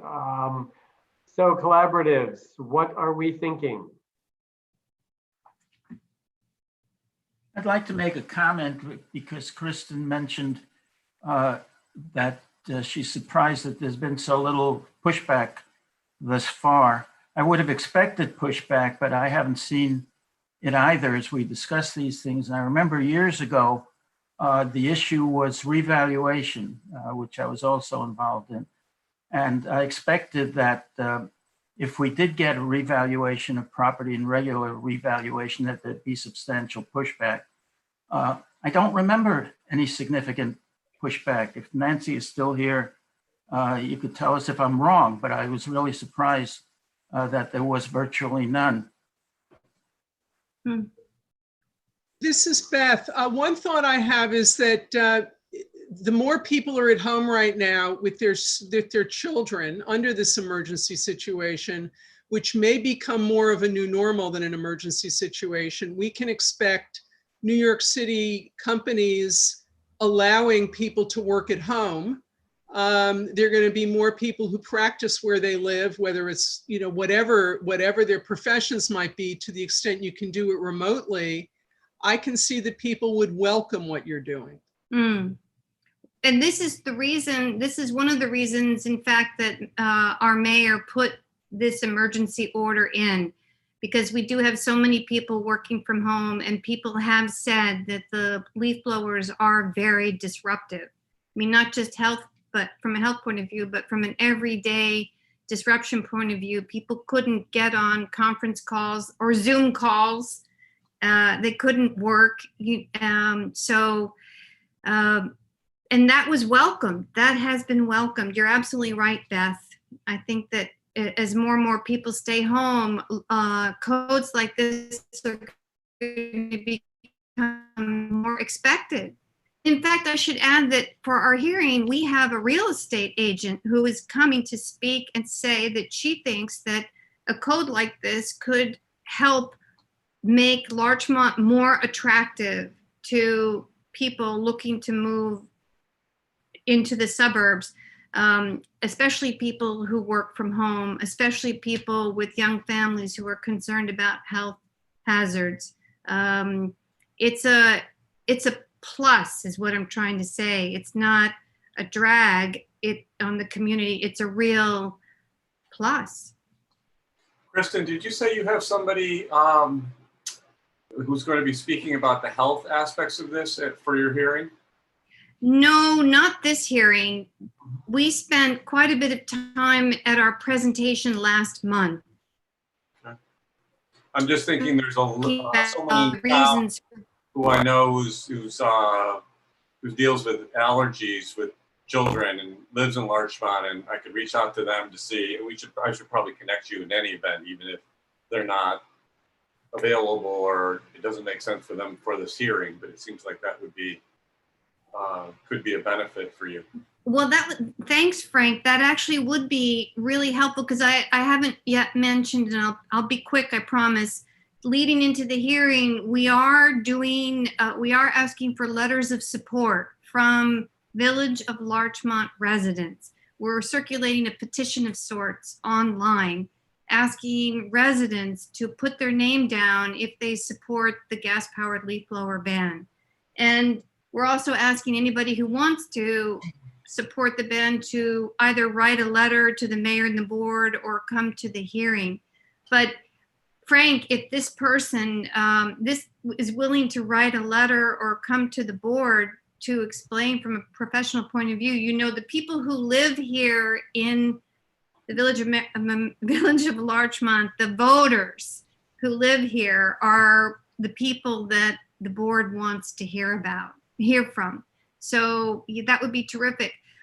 And as well, we would appreciate it if this group, the collab, would be willing to write a letter to our board of trustees in support of what we're doing, to express an interest or support for this code, because that would be helpful. If the board knows that other municipalities are interested in doing the same, it gives them more impetus to move forward. I have 3 asks. I would love if Nancy could write as the town supervisor, if Mitch could write as the collab committee chair, and George, if you would be willing to come to our hearing as a member of our original gas-powered leaf blower subcommittee and speak about the interest in the town of Mamaroneck. It's a Zoom meeting, but we would really appreciate that support. If you all would do that for us. Okay, I've got a couple of questions for Sue and maybe Steve Altieri. You're right, Nancy, we can't hear you. The town currently has a ban on all blowers, is that correct? Yes. Steve? Yes. Okay. All right, so Kristen, I've been getting some questions, and so far nobody has said this is a horrible idea, so we're safe on that one. Yay! People have written back on some very specific potential modifications. There's one issue about, do we actually have the perfect months for leaf fall? Someone else wrote in and said, hey, you know, maybe there should be an exception for an extreme weather event like Tropical Storm Irene or Sandy or something like that.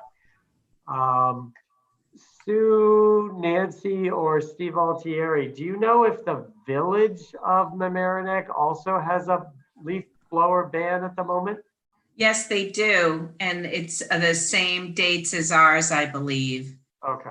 And, So, and you know, the okay, go ahead. Kristen, it's not a politically comfortable situation for one municipality to comment on another municipality's laws or land use, unless it's, you know, going to adversely affect and you've got to fight for your rights. But certainly I have told the mayor that I'm in favor of it and that I would love to try and do it in the town of Mamaroneck. Well, I appreciate your letting me know, because this is really the first time we've done something like this. So run a campaign like this. So you're saying it's not comfortable to even express interest in something like this. Well, not to go on the public hearing and go on the public record. Okay, okay. Is it accepted for a committee like this committee to express interest? I don't want to make you guys uncomfortable, Nancy. I'm not trying to pin you down. I know. So let us think about it. It might be appropriate for the Sustainability Collaborative to do. And certainly, I think, Kristen, and Nancy and I will talk later this week. We can certainly write about the efforts we've all tried to work on together, the harmonization of the laws, et cetera, and the fact that a draft was circulated that has many of the points that are in a lot of overlap with the 6 points that you have. Okay, that'd be great. But I need to talk to, I agree with Nancy, we need to chat about this, but collabs, if there's no issue with the collaborative writing a letter about that, do the people on the call here think that this is an acceptable idea? Yes. Well, you know, I just put it in the chat. I think it needs to be clear what are the practical alternative practices that are being used by, you know, instead of electric leaf blowers, because, you know, even I remember that landscaper who had presented at your presentation, at the Village of Larchmont presentation, he had shifted from gas-powered leaf blowers, right? But it sounded like he was using electric leaf blowers himself. Now, if he, you know, could elaborate on what are the practices, alternatives that, you know, that can be used practically that don't require electric leaf blowers and get the work done, I think that needs to be clear. Okay, I see your point, and maybe we can work to address that at the hearing. We are saying that we can use natural methods such as mulching and moving leaves and detritus into garden beds and compost piles rather than blowing them and taking them away where they're no longer benefiting the landscape. And this is definitely doable through October, before the leaf fall becomes very heavy. It is more challenging in November and December. So that's why we are saying that electric blowers are allowed in November and December. We don't think they're necessary. If the landscapers use these alternative methods efficiently, they are effective.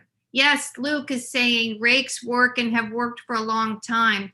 And what they're saying, for example, an important point is it's possible to rake or blow into small piles and then manage those small piles. The big problem is when people start at one end of a lot and blow like across, like as if they're vacuuming a carpet, they blow from one end of the property to the other. That is just not necessary. It's not efficient and it's very destructive. So there are different ways of working. And Karen, another thing we're proposing, I didn't get into this level of implementation in the presentation, but we also are suggesting to the village that we bring in a group called AGZA, American Green Zone Alliance. It's run by Dan Mabe, and they give workshops to landscapers and residential homeowners on how to switch from gas powered to leaf blowers, and then we can get people like Leave Them Alone to come in and get people to switch from off of leaf blowers completely from January through October. So Kristen, Mitch, thinking about, I'm seeing some other questions. Mitch, I'd like to add one thing, if I Go may. ahead. We discussed these issues at the Larchmont Garden Civic Association board, and issues were brought up. It's clear that not everybody in the community is positive on these issues, and I think somehow it would be reasonable to note that there are some different points of view. Fair enough. So Kristen, I know it's time is limited before your hearing next Monday, but perhaps you can go back to one of the gardeners you had last time and bring them back, and talk to them before the hearing and say, okay, so really, what is the average landscaper that is here? What would this person do?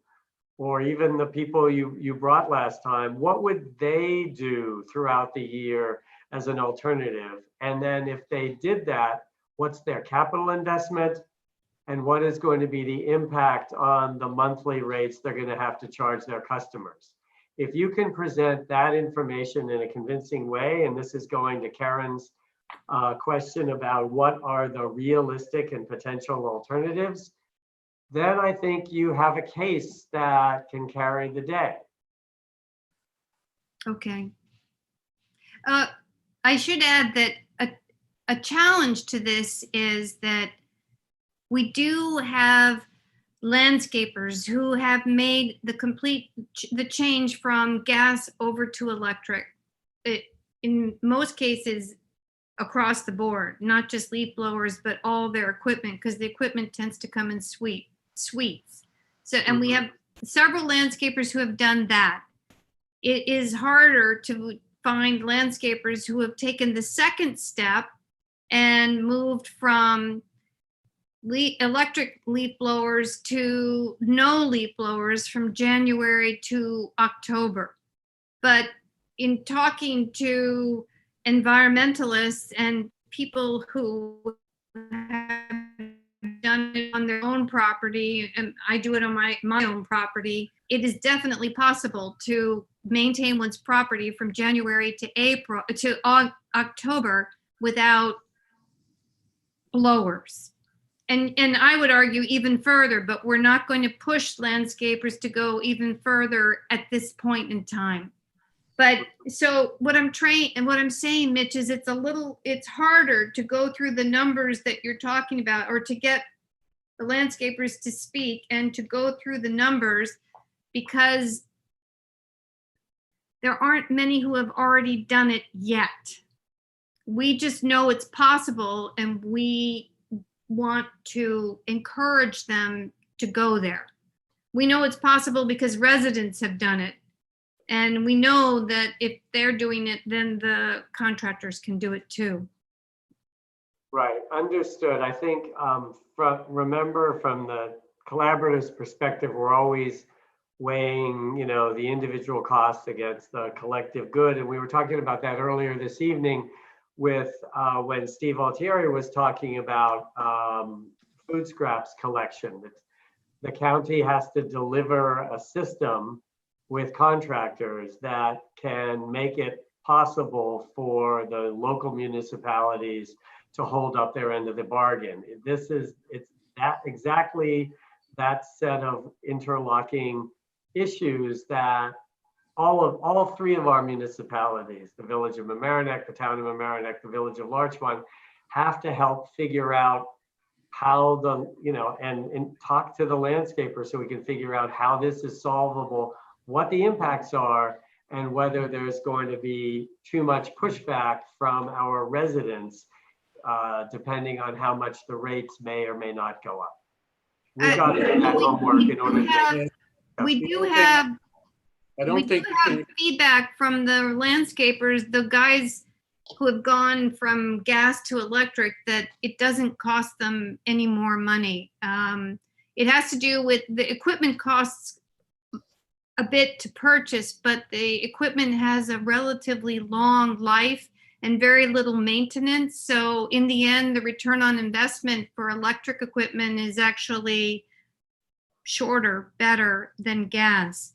And another thing I need to add, and then I'll stop, I'll let you guys talk, is another arm of this whole campaign is we are reminding residents that our landscape, that there are changing ideas of how our yards have to look, that there's a cost to the immaculate landscaping that we've had for so long, and there is a beauty to a more natural look. And we are getting more and more buy-in on that. And if you buy in on that, then some of the issues of transition lighten up. Steve Altieri, were you going to say something? I was just going to say, I do hope that there's consideration about the people that have to pick up all these leaves and transport them. If for some reason the landscapers don't start their work until November, there is virtually no way that the municipality is going to get the leaves picked up by Christmas. And what we've generally encountered is a situation where if the leaf piles end up on the street in December and we get a snowfall, the town and the village look horrible because we end up plowing the leaves.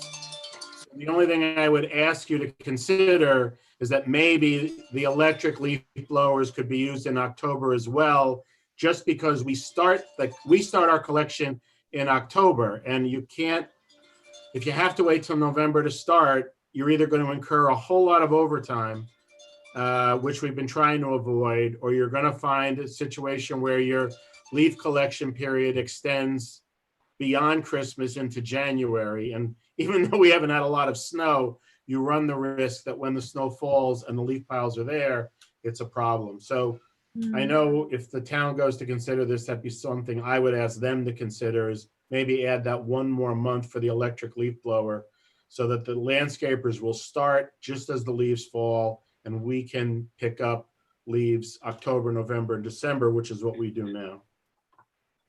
I can see what you're saying, Steve. What we are pushing for is for the landscapers to mulch when the leaves are lighter, and then they would not be accumulating.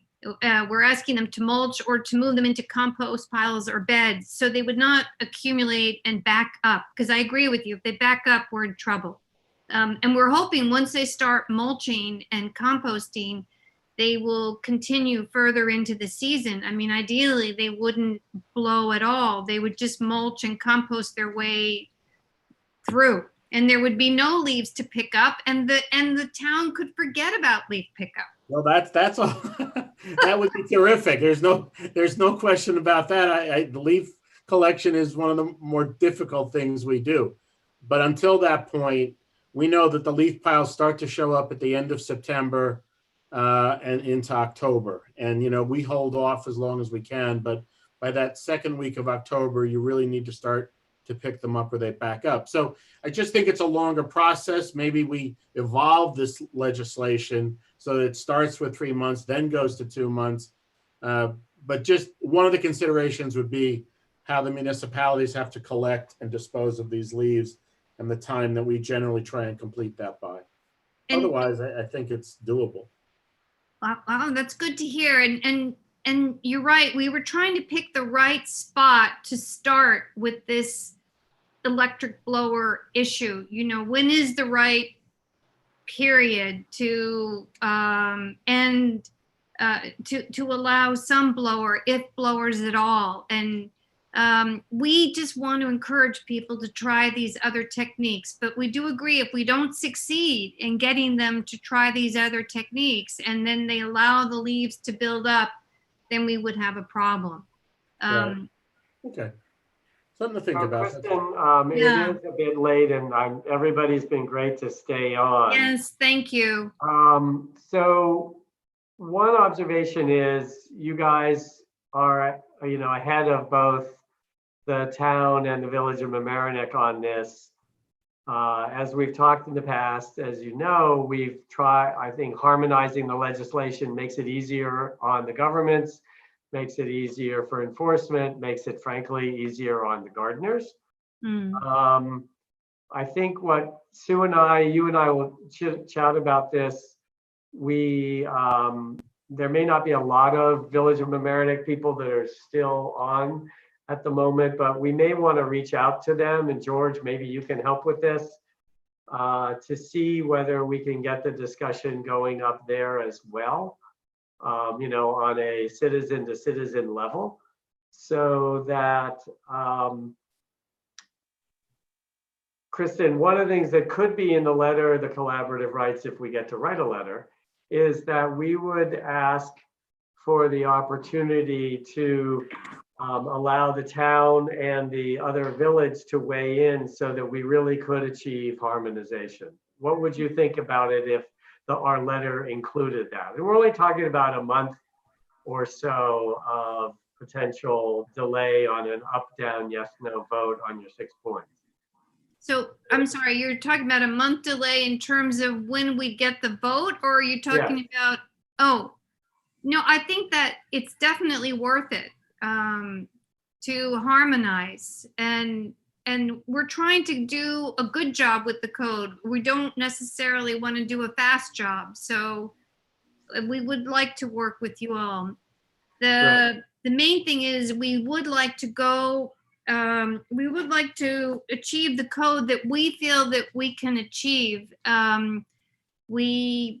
If the other municipalities are uncomfortable with a large chunk of that, then it would be more difficult. Understood. So I think from the collaborative's point of view, we'll poll our team later this week. And then I think with George and Sue Odierna, we'll figure out how to reach out to the village and kind of get them doing the same at a citizen level.